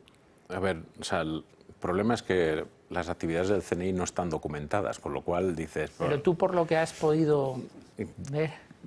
Hay indicios de que sí, pero como no hay documentación dices, bueno, parece que sí, pero no te lo puedo decir. Hombre, si no conocen eso, no sé qué servicio Claro, de inteligencia pero es. el problema es cómo lo paras, porque yo creo, o sea, el principal problema que hay es el siguiente, que es, tú tienes, y ocurre lo mismo, policía, guardia civil, jueces y fiscales. Policía, tienes, los que controlan a la policía son la gente de asuntos internos. ¿No? Lo primero que ocurre es que la gente de asuntos internos no tiene medios suficientes. O sea, y con lo cual, pues su capacidad de actuación es la que es. Y entonces, en la policía, que a lo mejor hay, no sé, 75, 80.000 personas, pues el 99% son gente honrada y vocacional. O sea, lo que pasa es que de vez en cuando hay esos garbanzos negros. Pero resulta que primero estos señores no tienen medios. Y segundo y más importante, la unidad de asuntos internos reporta al jefe de la policía. Si el jefe de la policía es el que está dando la orden de que se haga la operación, ahí se ha acabado la intervención. Y lo mismo ocurre en la Fiscalía y en los jueces. Porque claro, lo que no es posible es que el mecanismo de control lo tenga que aplicar uno a sí mismo. No funciona. Entonces, los que controlen tienen que estar fuera, tienen que tener más medios y tienen que tener un reporte diferente. El que sea, yo no digo que sea uno u otro, pero diferente, y de forma que sean independientes. Eso por un lado. Y la segunda cosa es, existe un segundo problema, que es cuando un señor fabrica una serie de informes o una causa, no tiene responsabilidad. Rajoy, el gobierno de Rajoy, en una ley del verano de 2015, quitó la responsabilidad. Yo creo que con buena visión. Entonces resulta que los funcionarios públicos que hacen estas trastadas no tienen una responsabilidad económica sobre los daños. Las paga el Estado, o sea, lo volvemos a pagar todos. Con lo cual, esto es un cachondeo, literalmente, ¿no? Porque tú escribes lo que sea y luego, como no lo vas a pagar, pues ¿qué más da? Entonces, si desde luego los daños que generan se pusieran a precio de mercado y el responsable fuera el que pone la firma en el papel, esto cambiaría mucho. Que es, y no me estoy inventando el sistema, esto es la ley de auditoría. Un auditor va a una compañía y firma unas cuentas. Si ahí luego se produce un agujero, él es responsable con su patrimonio de lo que ha firmado. Bueno, hay delito de prevaricación y hay algún tipo de cosas. Tú mismo has dicho que has puesto una denuncia contra el fiscal y hay mecanismos por los que sí se puede atacar a los funcionarios públicos que pueden incurrir en responsabilidad penal, en responsabilidad civil y en responsabilidad administrativa. Lo que pasa es que la responsabilidad civil del Estado pues, siempre subyace. Claro. Pero eso ya existía, eso no... Enrique Calvet, última pregunta. Sí, no, he aprendido y la figura clave de un Villarejo para todo esto es el Fusé español. Ahora, ¿por qué lo hace Villarejo? ¿Por qué él se beneficia económicamente en cada uno de los casos? ¿Por ideología? ¿Por ego y afán de poder? Pues mira, yo creo que esa es una pregunta buenísima que hay que hacerle al señor Villarejo, que seguro que está dispuesto a venir. Yo le llamaría.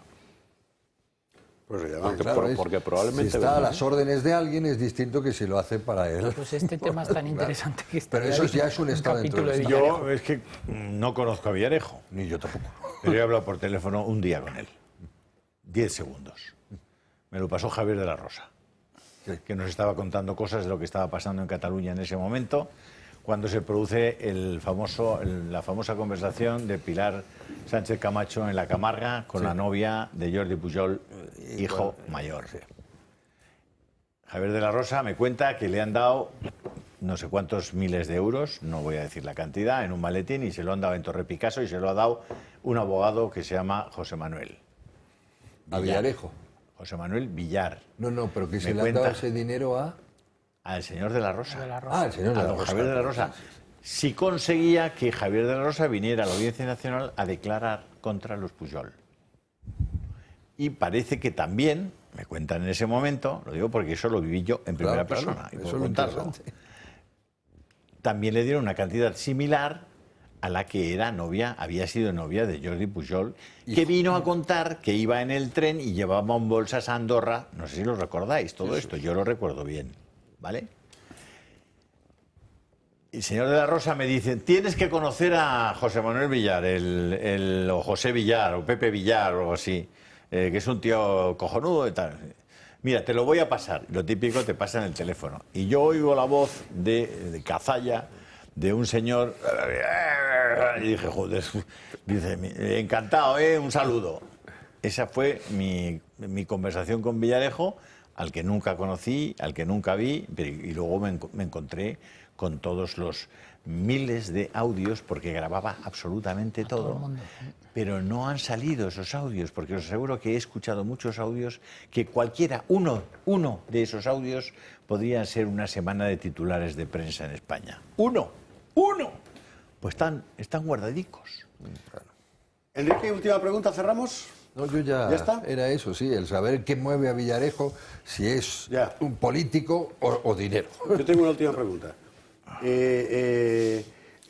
Javier Pérez Doset, ¿conoce a Santos Cerdán? Lo he visto 2 o 3 veces.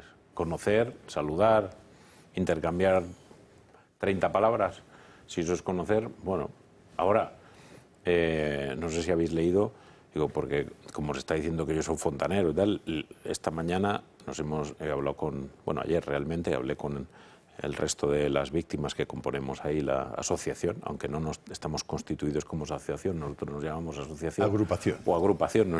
Pero bueno, al final nos llamamos como nos da la gana, porque ya, o sea, cuando a ti te han metido gratis en la cárcel ya te da todo igual. Y entonces hemos decidido que vamos a poner toda esta documentación a disposición de todos los grupos políticos, de izquierda a derecha, para que nadie diga que esto es una operación de uno o del otro y tal. Esto lo que hay que conseguir es que esto se acabe. ¿A petición o automáticamente? A petición, porque yo no es que no los conozco, pero vamos, o sea, que ya hemos hablado con dos, con el señor Cerdán no he conseguido contactar, pero vamos, tengo la sana intención de sentarme con él para contárselo Javier, en primera persona. Una última que será la última, que nos vamos a publicidad. ¿Por qué todo esto no ha funcionado judicialmente, en tu opinión? Mi opinión sincera, pues que no han querido. Lo han metido en un cajón. Porque para meterle mano a esto hay que echarle mucho valor, ¿eh? Sí. ¿Quiénes no han querido? ¿Ellos no han querido? Pues fiscales, o sea, los que tienen que hacer eso son fiscales y jueces. Pues ahí estamos. Don Javier Pérez de Osier, muchas gracias por estar esta noche con nosotros para contarnos estas cosas que habrán aclarado mucho acerca de nuestra historia reciente y de cómo sigue eso que suena de vez en cuando por debajo del asfalto y que uno no sabe lo que es esto. Claro, yo le voy a pedir a Javier que venga al Dando Caña porque me gustaría conocer una parte importante de esas 167 operaciones y que usted nos las desglose. Así que si le parece bien, está usted invitado. Siempre, ahora creo que soy la persona más buscada de este país en estos momentos, para mi desgracia, pero vamos, yo vengo encantado. Gracias mil. Nos vamos a la publicidad y a la vuelta, a lo de la bomba Lapa, a lo de la amnistía, en fin, de todas las cosas que van pasando en España ahora mismo. Enseguida venimos. Gracias, Javier. Si usted sufre de pesadez en las piernas, hinchazón, varices o dificultad para caminar largas distancias, esto le interesa. La presoterapia, según los expertos, ha demostrado ser un tratamiento infalible para aliviar estos síntomas, ya que utiliza presiones controladas en distintas partes de nuestro cuerpo para reactivar la circulación, aliviar la hinchazón y relajar los músculos. Gracias al equipo de presoterapia de Grupo SR Connect, homologado, ya no necesita desplazarse y pagar costosas sesiones en centros médicos estéticos. El dispositivo además cuenta con un accesorio para la cintura, ideal para el estreñimiento, gases, incontinencia o dolores lumbares. También, si tiene problemas con la flacidez o dolores en los brazos, contamos con un accesorio para ellos. Disponen de servicio técnico en toda España y hasta 10 años de garantía. ¿Se imagina cómo se sentiría sin esas molestias que le afectan cada día? Llame ahora al 919997910 y le informarán sin compromiso. Y por si fuera poco, para las 50 primeras personas que llamen después de ver este anuncio, les aplicarán un descuento del 30% sobre su precio total. No espere más. Llame al 919997910, porque su salud se lo merece. Si a usted le ha entrado hambre con todo esto que me lo está escuchando, no me extraña. Montes de Galicia. Lo tiene, y ahora igual ya es un poquito tarde, pero en todo caso mire usted la carta o puede llamar para informarse. En la calle Azcón en Madrid, zona anti-Almeida, se puede llegar en coche y aparcar y no hay nadie sacándote fotos, una maravilla. Y aquí los Espasandín, padre e hijo, se han traído Galicia, sus sabores, sus aromas, los productos, y han montado un restaurante que es efectivamente un gallego, sí, como un gallego tiene que ser, pero dándole a todo una vuelta creativa para hacerlo, pues, actual, enteramente actual, con un servicio formidable y una carta, en fin, que vale la pena, ¿eh? En la calle Azcona 46, 91 355 2786, Montes de Galicia.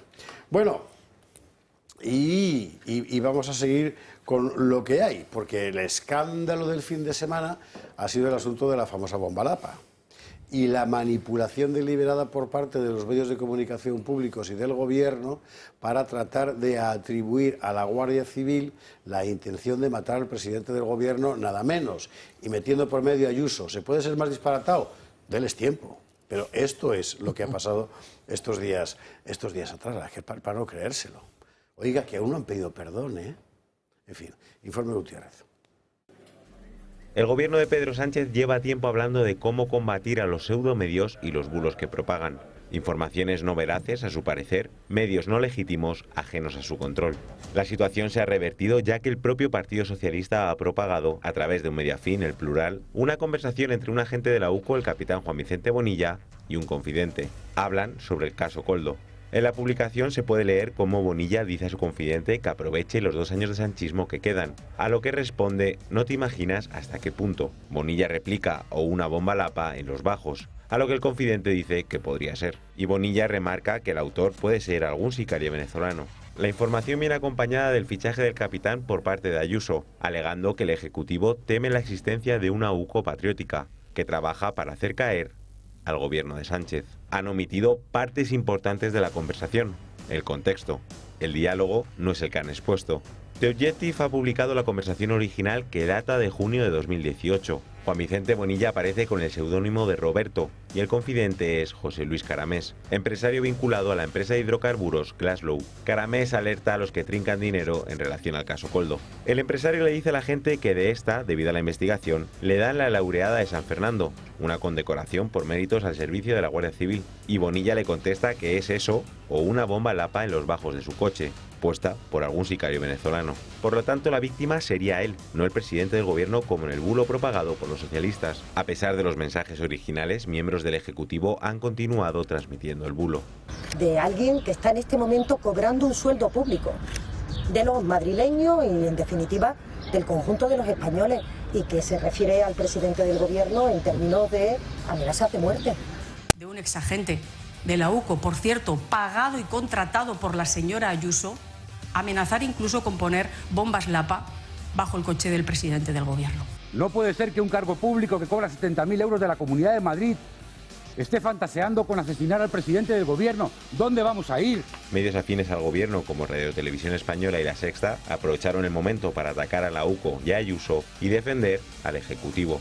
Al saber la realidad del asunto, Roberto Blázquez, director y presentador de La Sexta Noticias de las 8, rectificó y pidió disculpas por el error y aseguró que trabajarán para que no vuelva a ocurrir. El propio Plural rectificó el primer titular y explicó la procedencia de los mensajes. El PSOE. ¿Y va a rectificar el gobierno de Pedro Sánchez? Solo una corrección: la laureada de San Fernando, como todo el mundo debería saber, al menos en otra España, es la máxima condecoración militar del reino. No hay nada más alto que la laureada. Pues usted ve a Franco, tenía que una laureada, y el que se la pone es un señor que tiene 2, que era Varela. Bueno, la laureada de San Fernando es eso, así que cuando le dice te van a dar la laureada, está hablando de que le va a dar la máxima distinción militar del reino. Bueno, da igual, esto en todo caso es una cuestión solo así de culturilla general. Luego está la cuestión política y la manipulación por parte de los medios de... O sea, yo creo que RTV de verdad me parece una cosa flipante, Enrique. Yo, para dejar hablar al quien sabe mucho más que yo, de todo, pero en particular jurídicamente, este señor ahora mismo no está en excedencia o algo de esto, ¿no? Está trabajando en una empresa de seguridad de la Comunidad de Madrid. Vale. Sí. No entiendo, porque esto es vergonzoso, no entiendo cómo no se querella. Pues si fuera miembro activo de la Guardia Civil entiendo que hay una disciplina, pero él, oiga, que a mí me acusen de sugerir matar al presidente del gobierno, oiga, yo me imagino que la determinada prensa como La Sexta y todo eso, que se han apresurado a pedir a desmentir, es para evitar esa querella, pero sigue estando el Plural y siguen estando los ministros, ¿no? Hombre, es que es muy gordo, coño. Perdón. Lo hemos visto, oye, ¿cómo se llama este talento? El Alto. Este tan inteligente, hombre, que si le ves la cara y dices, coño, Óscar López. Óscar López Oppenheimer. Este sigue ahí, dale, venga la burra al trigo. Óscar López, el ministro. El ministro, dices, ¿no? Sí, es ministro, es una cosa no impresionante. Puente, no Óscar Puente, sino López, el último que ha aparecido ahí. Sí. Puente también, viva lo suyo, pero vamos, este era López. López es el de Madrid, el que quiere desbancar a Ayuso. No, que López aparece en los audios de Villarejo de forma muy interesante. Y buscando... Óscar López. Y también apareció y se ha demostrado que cuando en las primarias que apoyaba a Susana Díaz también buscaba cosas contra Pedro Sánchez. Óscar López, precisamente. Es que lo de Televisión Española, desde mi punto de vista, ha traspasado todos los límites. Es decir, ya es un disparate tras otro disparate, una injusticia tras otra.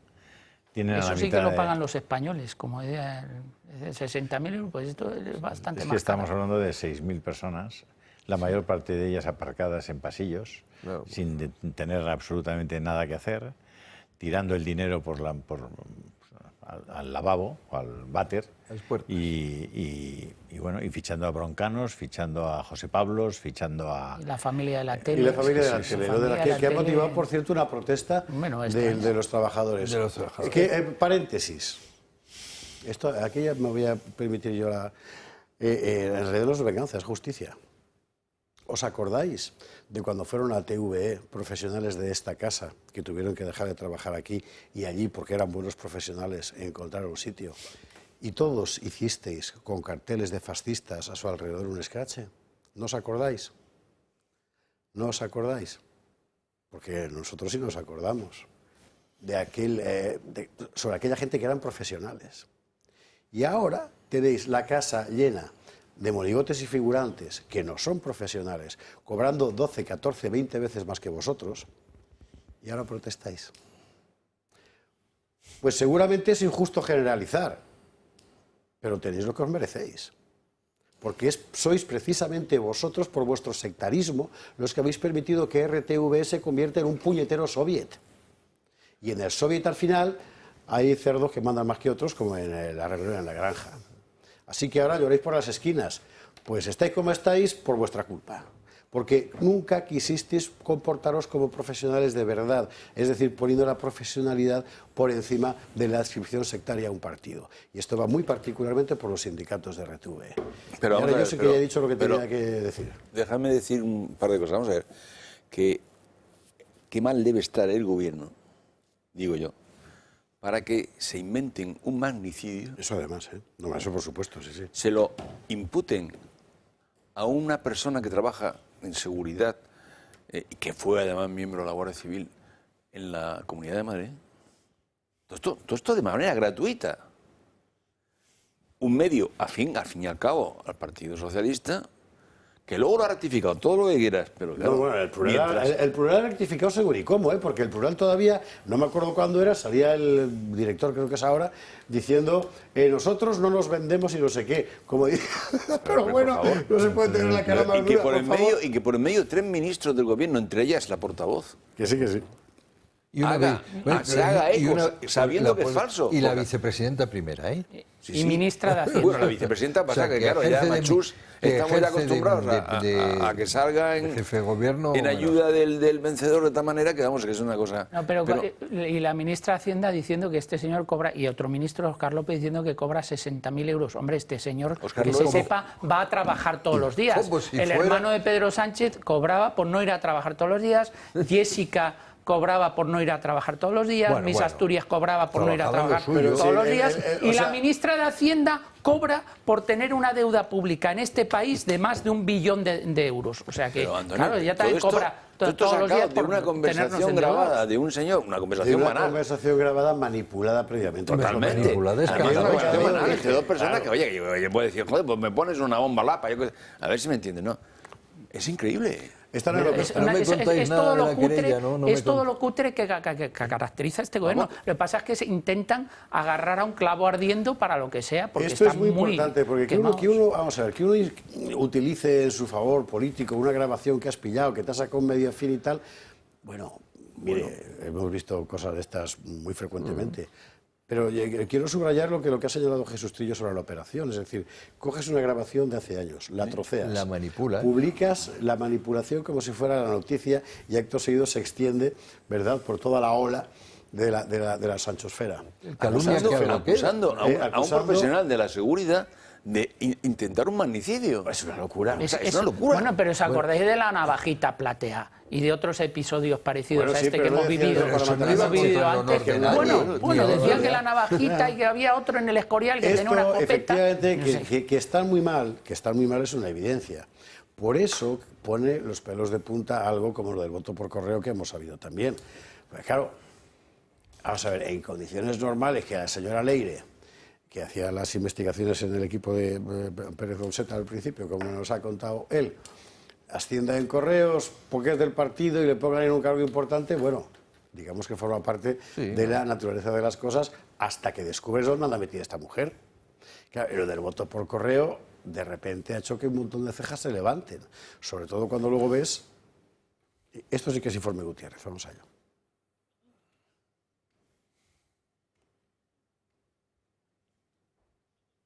Estamos mandando el sobre del voto por correo, sellos, pum, ahí.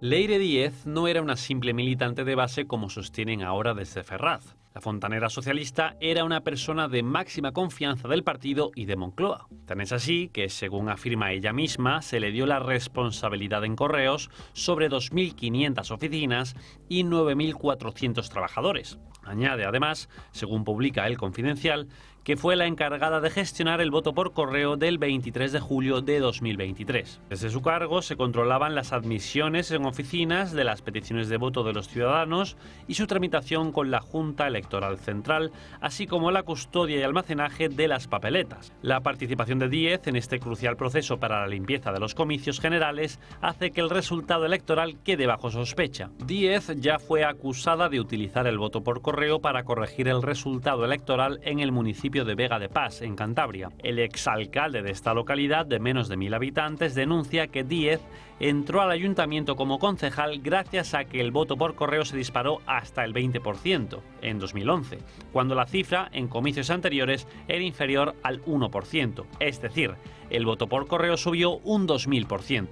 Los datos de las elecciones generales de 2023 también llaman la atención. Media España estaba de vacaciones. El voto por correo rompió todos los récords, con 2,47 millones de votos emitidos por esta vía, un 10% del total, el doble que en las elecciones de 2019. Segundo, ¿resultó el bloque de izquierdas más votado en esta modalidad? Afirmativo. Según el CIS, los partidos de gobierno sumaron el 51,5% de los votos, mientras que el PP y Vox solo cosecharon el 34,1%. Sin embargo, en el voto global, la derecha venció a la izquierda, 45,44% para PP y Vox, frente al 44,01% del PSOE y de Sumar, una distancia de casi 1,5 puntos, dato que refleja una disparidad enorme entre el voto en urna y el voto por correo. Así, en el 90% del voto que se produjo en las urnas, los ciudadanos se decantaron por el centro-derecha de forma clara. Pero la tendencia se rompió de forma drástica en el voto por correo, en el que la izquierda ganó con una extraordinaria holgura. ¿Tiene sentido demoscópicamente hablando? Probablemente no. Más aún si recordamos los fraudes en el voto por correo en comicios de ese mismo año y de 2019. Fraudes constatados por la Benemérita en las elecciones municipales. Fraudes a favor, una vez más, del Partido Socialista, que llegó incluso a aliarse con los trabajadores de Correos para salir vencedor. Sánchez es capaz de todo. De hecho, fue acusado de pucherazo en las primarias que le auparon a la Secretaría General del PSOE. Lo dicen sus propios compañeros. Claro, es que yo le he visto a Pedro Sánchez coger una urna, dar orden para coger una urna y meterla detrás de un biombo para intentar cambiar el resultado de una votación en aquel famoso Comité Federal. Claro, alguien que hace eso delante de todos los dirigentes del Partido Socialista, pues fíjese usted, el concepto que tiene de la democracia y de las instituciones. De tal forma, las elecciones generales de 2023 quedan en entredicho. Hombre, qué cara de estadista se le ha puesto a Gómez, ¿verdad?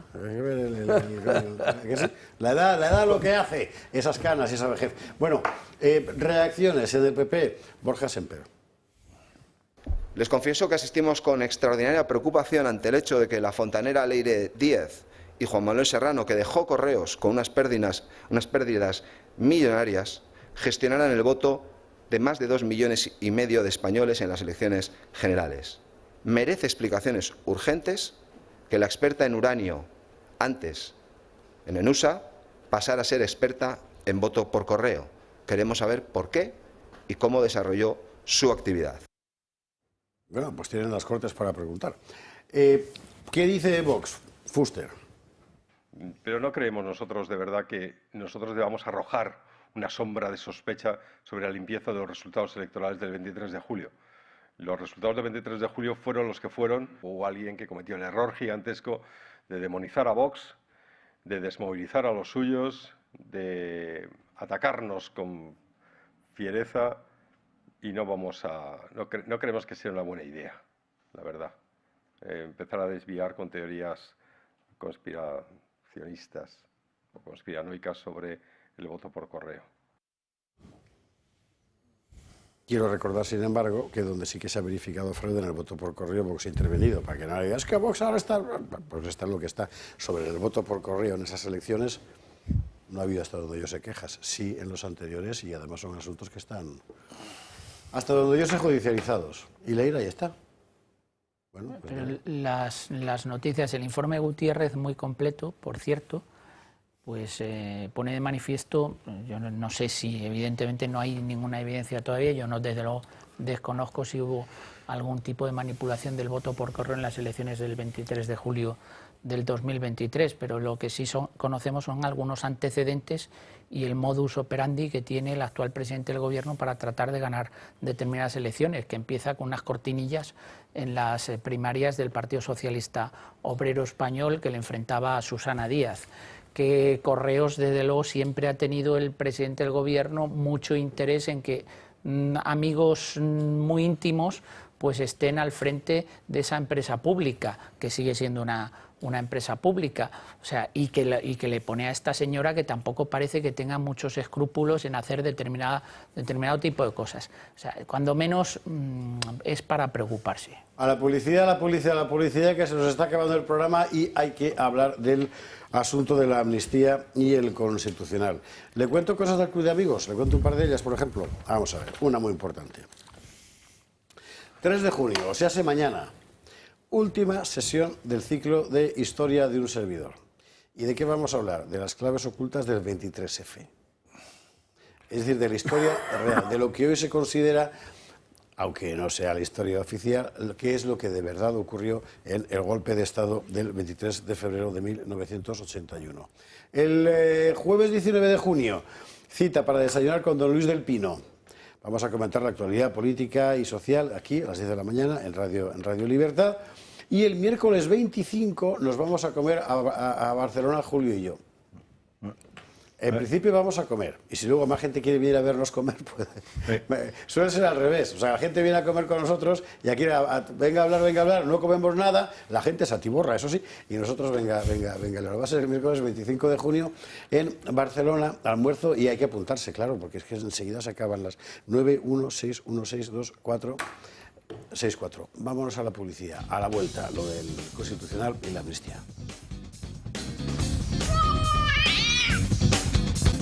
23:43, 22:43 en Canarias.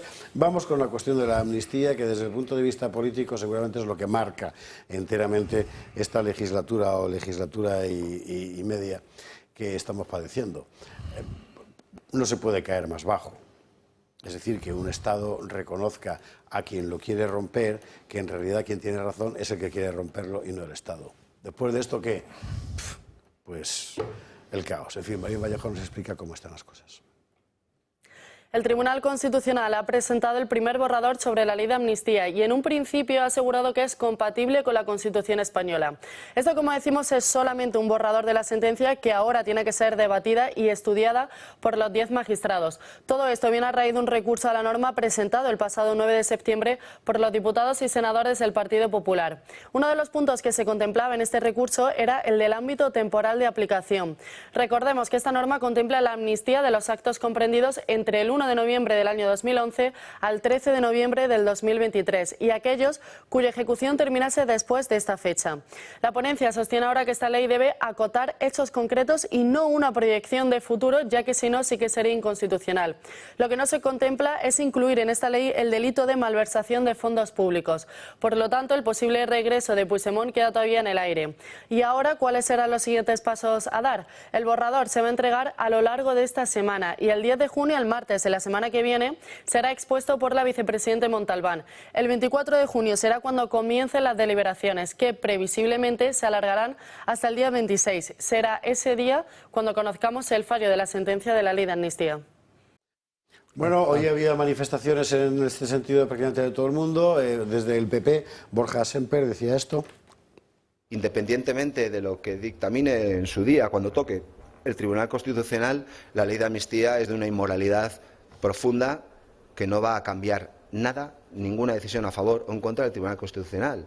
Es un pago político por 7 votos. Sigue siendo una indecencia política. Sigue siendo una utilización fraudulenta de la norma. Esto, Semper. También ha hablado hoy Fuster, José Antonio Fuster, sobre esta cuestión. Ponemos su testimonio y abrimos ya mesa para el debate. De este gobierno, todos los casos llegarán en última instancia y en fraude de ley al Tribunal Constitucional, que el Partido Socialista ha asaltado con el beneplácito del Partido Popular. El Tribunal Constitucional que ha limpiado los crímenes de los corruptos socialistas andaluces. Es el mismo Tribunal Constitucional que va a dar por buena la amnistía con leves, con pequeñas cositas, pero va a dar por buena la amnistía y va a promover una mutación constitucional encubierta. Eso también es verdad. Unas cuantas. Bueno, señores, don Enrique, don Antonio, don Jesús, don Julio. Solo decir que cómo se come eso, es que, porque ya he dicho que esto es la grave inmoralidad y es política y moral y decencia, que sea constitucional o no, mire. Pero, ¿cómo se come eso? Con el hecho de que no le aplican el indulto a Mireia Borràs en el día de hoy. Laura, ¿no? Laura Borràs, porque no... Porque no está... No, porque no está arrepentida. Pero bueno, eso es que estamos en un país de borrachos, ¿o qué? Sí, parecemos completamente gilipollas. Puigdemont está muy arrepentido. Sí, todos. Y los etarras que te voy a contar. Es de coña marinera, o sea, nos tratan de verdad como a párvulos. Es no, peor, pero mucho peor. Eso tiene difícil arreglo, porque eso es la disolución de un sentido de responsabilidad y de un sentido de proyecto común que es España. O sea, es que es una vergüenza, porque no es solo lo que nuestro director ha dicho, que es una vergüenza, y porque le extienden esa zanahoria. No, es que le han dado poder. Es que en España no hay presupuestos, que es una de las grandes vergüenzas, porque los amnistiados no quieren. O sea, es que le ha dado poder de las grandes... Y bueno, igual que digo siempre, y no hay ley de educación si no es aprobada por el PNV. O sea, que bueno, es que... Yo, la verdad, evidentemente vivo y me crié y me educaron en otro planeta. Pero fíjate, Enrique, que no hay presupuestos porque los separatistas no quieren, pero hay Pedro Sánchez porque los separatistas quieren. Claro, cuando claro. realmente aquí es sí pero no. O sea, pues la sentencia, Claro. el Tribunal Constitucional llega hasta donde puede llegar, pero claro, a Puigdemont le dejan todavía ahí diciendo, cuidado, que te tenemos aquí en Waterloo y espérate todavía, porque claro, si le dejan volver a España, entonces ya puede directamente decir, pues ahora te va a hacer caer el gobierno. Es decir, le dan, pero no le dan, les da la razón, pero no se la dan del todo. Yo no sé si, jurídicamente ya hemos explicado, esto es lo hemos dicho muchas veces, esto es una barbaridad y lo que has dicho tú, Enrique, estoy de acuerdo, es una inmoralidad, aparte de ser una barbaridad, es una inmoralidad. Conceder la amnistía es reconocer que España, o sea, que es un Estado opresor, que los nacionalistas tenían razón, todo eso. Pero la situación en la que estamos en este momento es que estos señores, los separatistas, Sumar, todo esto, los Sumar que está en el gobierno, el PNV, todos estos son colaboradores necesarios de la situación que estamos viviendo en este país, de corrupción, de indecencia, de pérdida de los estándares democráticos, de que haya un señor que lleve aquí 2 años sin presupuestos, pero es que no es que ni siquiera los haya aprobado, es que ni siquiera los ha presentado ante las Cortes. Es que de todas estas barbaridades no hay un único culpable, sino que aquí hay unos cooperadores necesarios que son los que están manteniendo en el poder a este señor. Y además les está engañando y ellos saben que les están engañando. Lo que pasa es que ellos a su vez engañan a su público y engañan a los demás. Y mientras tanto siguen con el tinglao montado y con el chiringuito haciéndose las víctimas, que es como les ha ido siempre bien. No creo que ellos estén engañados, solo una cosa.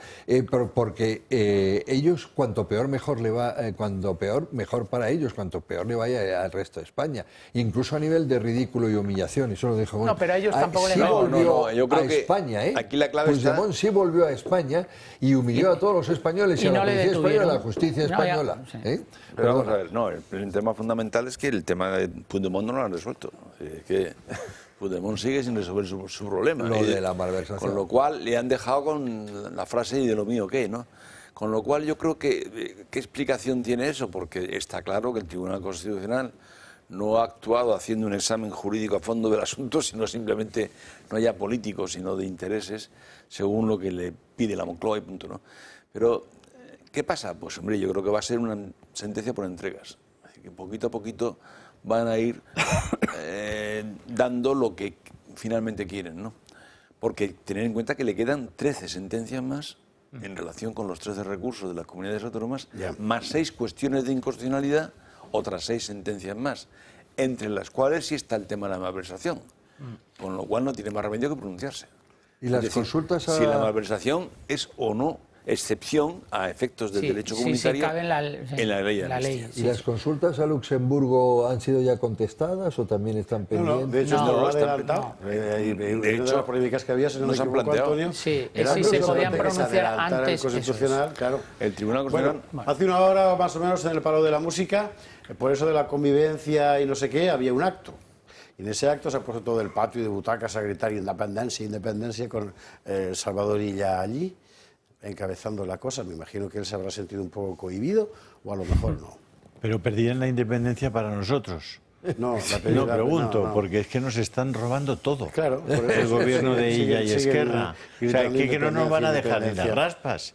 Es que comparas todos los parámetros económicos de cualquier comunidad española con lo que están recaudando y llevándose Cataluña. Y chico, yo quiero la independencia, pero de ellos y del País Vasco. Si no sabemos cuándo han pagado el último cupo ni cuánto, no sabemos ni cómo se calcula.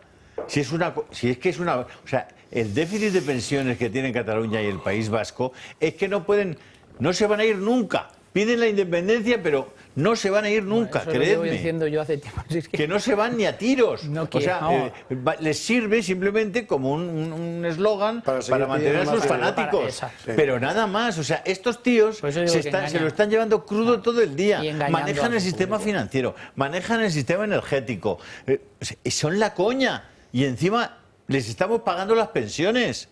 Y encima les tendremos que sacar del problema que tendrán con el islamismo dentro de 10 años, que no se van a... ¿10? Antes. Mañana. París este fin de semana. Da tiempo a verlo, son 53. Recuperamos ese argumento. Esto es nuestro futuro inmediato. ¿Pero qué tiene que ver París? 2 muertos, más de 600 detenidos, decenas de saqueos y centenares de incendios en todo el país. Es el balance del caos que vivió Francia tras ganar el PSG su primera Champions.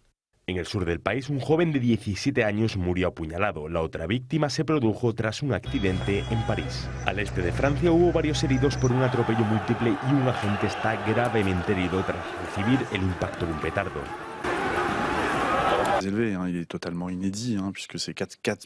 El balance general es altísimo, sin precedentes, dice el director de la policía parisina. Vehículos quemados, robos y gases lacrimógenos fueron la nota habitual las 2 noches de disturbios. Los más de 5.400 policías que había únicamente en París no pudieron parar a las turbas de vándalos asalvajados. Al amanecer, las redes sociales se llenaban de vídeos de los desastres. En los últimos años, cada celebración de la selección francesa o victoria de uno de los grandes clubes de fútbol sume al país galo en una espiral de violencia y delincuencia sin control. ¿Han hecho esto porque son musulmanes? No, esto en Dubái no pasa. Claro, en el Cairo tampoco. ¿Han hecho esto porque son... Han hecho esto porque la inmigración masiva descontrolada ha creado en muchas ciudades zonas que sencillamente ya no forman parte del orden público. Y gane o pierda el PSG o lo que sea, salen y lo queman todo. Y el Estado no puede intervenir, que es la gran novedad. Así que eso que decía Julio, dentro de 10 años, no es ya. Es que en buena parte de Cataluña, pero particularmente en Barcelona, hay zonas que ya no forman parte del orden público. El problema del orden público en Francia es muy serio. Sí. Pero ha sido Pero del fútbol, ha sido causa del fútbol. Ha sido a raíz de la victoria del PSG. Que es Nochebuena, que salen a quemar coches. Que es Nochevieja, salen a quemar coches. Que gana el PSG, salen a quemar coches. Que pierde el PSG, salen a quemar coches. La gran novedad es que de repente la calle, ¿cómo se llama allí?, toma el periférico y lo cierra. Que es como si aquí de repente un grupo de 5.000 personas rompiéndolo todo, cierra la M30. Y la policía no interviene. Porque están acojonados, porque ya mandan ellos ya son la ley. Y esta es la cuestión. La chusma, la gaca y la chusma. Están tan ciegos en Cataluña, que hay cosas que están tan ciegos, que han favorecido esto. Son tan evidentes, es decir, que hicieran, como hizo Jordi Pujol, un pacto para que no viniera a Cataluña inmigración hispana, sino que viniera inmigración marroquí, ese acuerdo con Marruecos, ha sido una de las peores noticias que han tenido los catalanes en los últimos 20 años. Pero ya se están empezando a dar cuenta, Julio, con el tema de alianza. El tema claro, alianza va por ahí. Claro, les ha nacido el pueblo, el nombre más puesto a un niño recién nacido en Barcelona ya es Mohamed. Es decir, ¿y con esa gente qué vais a pactar? ¿En los derechos de las mujeres? ¿Vais a pactar el Día del Orgullo Gay? ¿Qué vais a pactar con ellos? ¿Qué Cataluña queréis? La supresión del jamón. Está igual, ¿eh? En el País Vasco está igual. La supresión del jamón en los colegios públicos. No, pero no es solo Cataluña, en el País Vasco tienen un problema también bastante grande con el País Vasco. Bueno, porque los pecados se pagan en la otra vida y las estupideces en esta. Y Cataluña y el País Vasco, lamentablemente, siendo que hay multitud de personas buenas y honradas, y que son España, van a sufrir la irresponsabilidad, la demencia, el delirio de unos tíos que actúan como el propio Salvadorilla, porque Salvadorilla con esa cara de bueno y las gafitas y tal, todavía nos tiene que explicar las mascarillas, los 1.500 millones en mascarillas de soluciones de gestión. Supongo que el señor Aldama algún día tendrá a bien contarnos el papel de esa empresita de Sant Cugat que no tenía ni siquiera una persiana para abrir la puerta. Y dices bien dice usted bien lo de Illa, porque al final, eso usted dice que nos están saqueando y que han hecho esas barbaridades y tal, pero eso es porque quien tenía la responsabilidad y la obligación de trabajar por el bien común de España les ha dejado hacer. Y eso a mí me parece imperdonable. O sea, el amedrentamiento, el poner al pie de los caballos a las sociedades catalanas y catalano-española y vasco-española por dejadez del deber de protección de como los 300.000 que usted sabe que se fueron del País Vasco y que ni siquiera se... Yo creo que mi generación es culpable. Yo lo he luchado siempre, pero vamos, hay que reconocer que es culpable de haber abandonado a millones de españoles a manos de unos fanáticos, egoístas, racistas. Y lo lamento mucho. Señores, se acabó, que quedan 40 segundos del programa, así que mejor... ¿El Telegram me lo puedes...? ¿El Telegram de Julio Ariza? Sí. Pero no sé qué hace usted que no está todavía en el Telegram. Yo a los que os deis de alta de aquí a mañana en Dando Caña, os rifo el último libro que he leído, que es fantástico, que es Las cartas de un comerciante a su hijo, que fliparéis. ¿Cómo se nota que no lee libros míos? Don Antonio Alonso Timón, don Enrique Calvet, don Jesús Trillo, don Julio Ariza. Mil gracias a los cuatro por estar aquí y a ustedes por estar allí. Y nosotros, mañana, más. Un placer.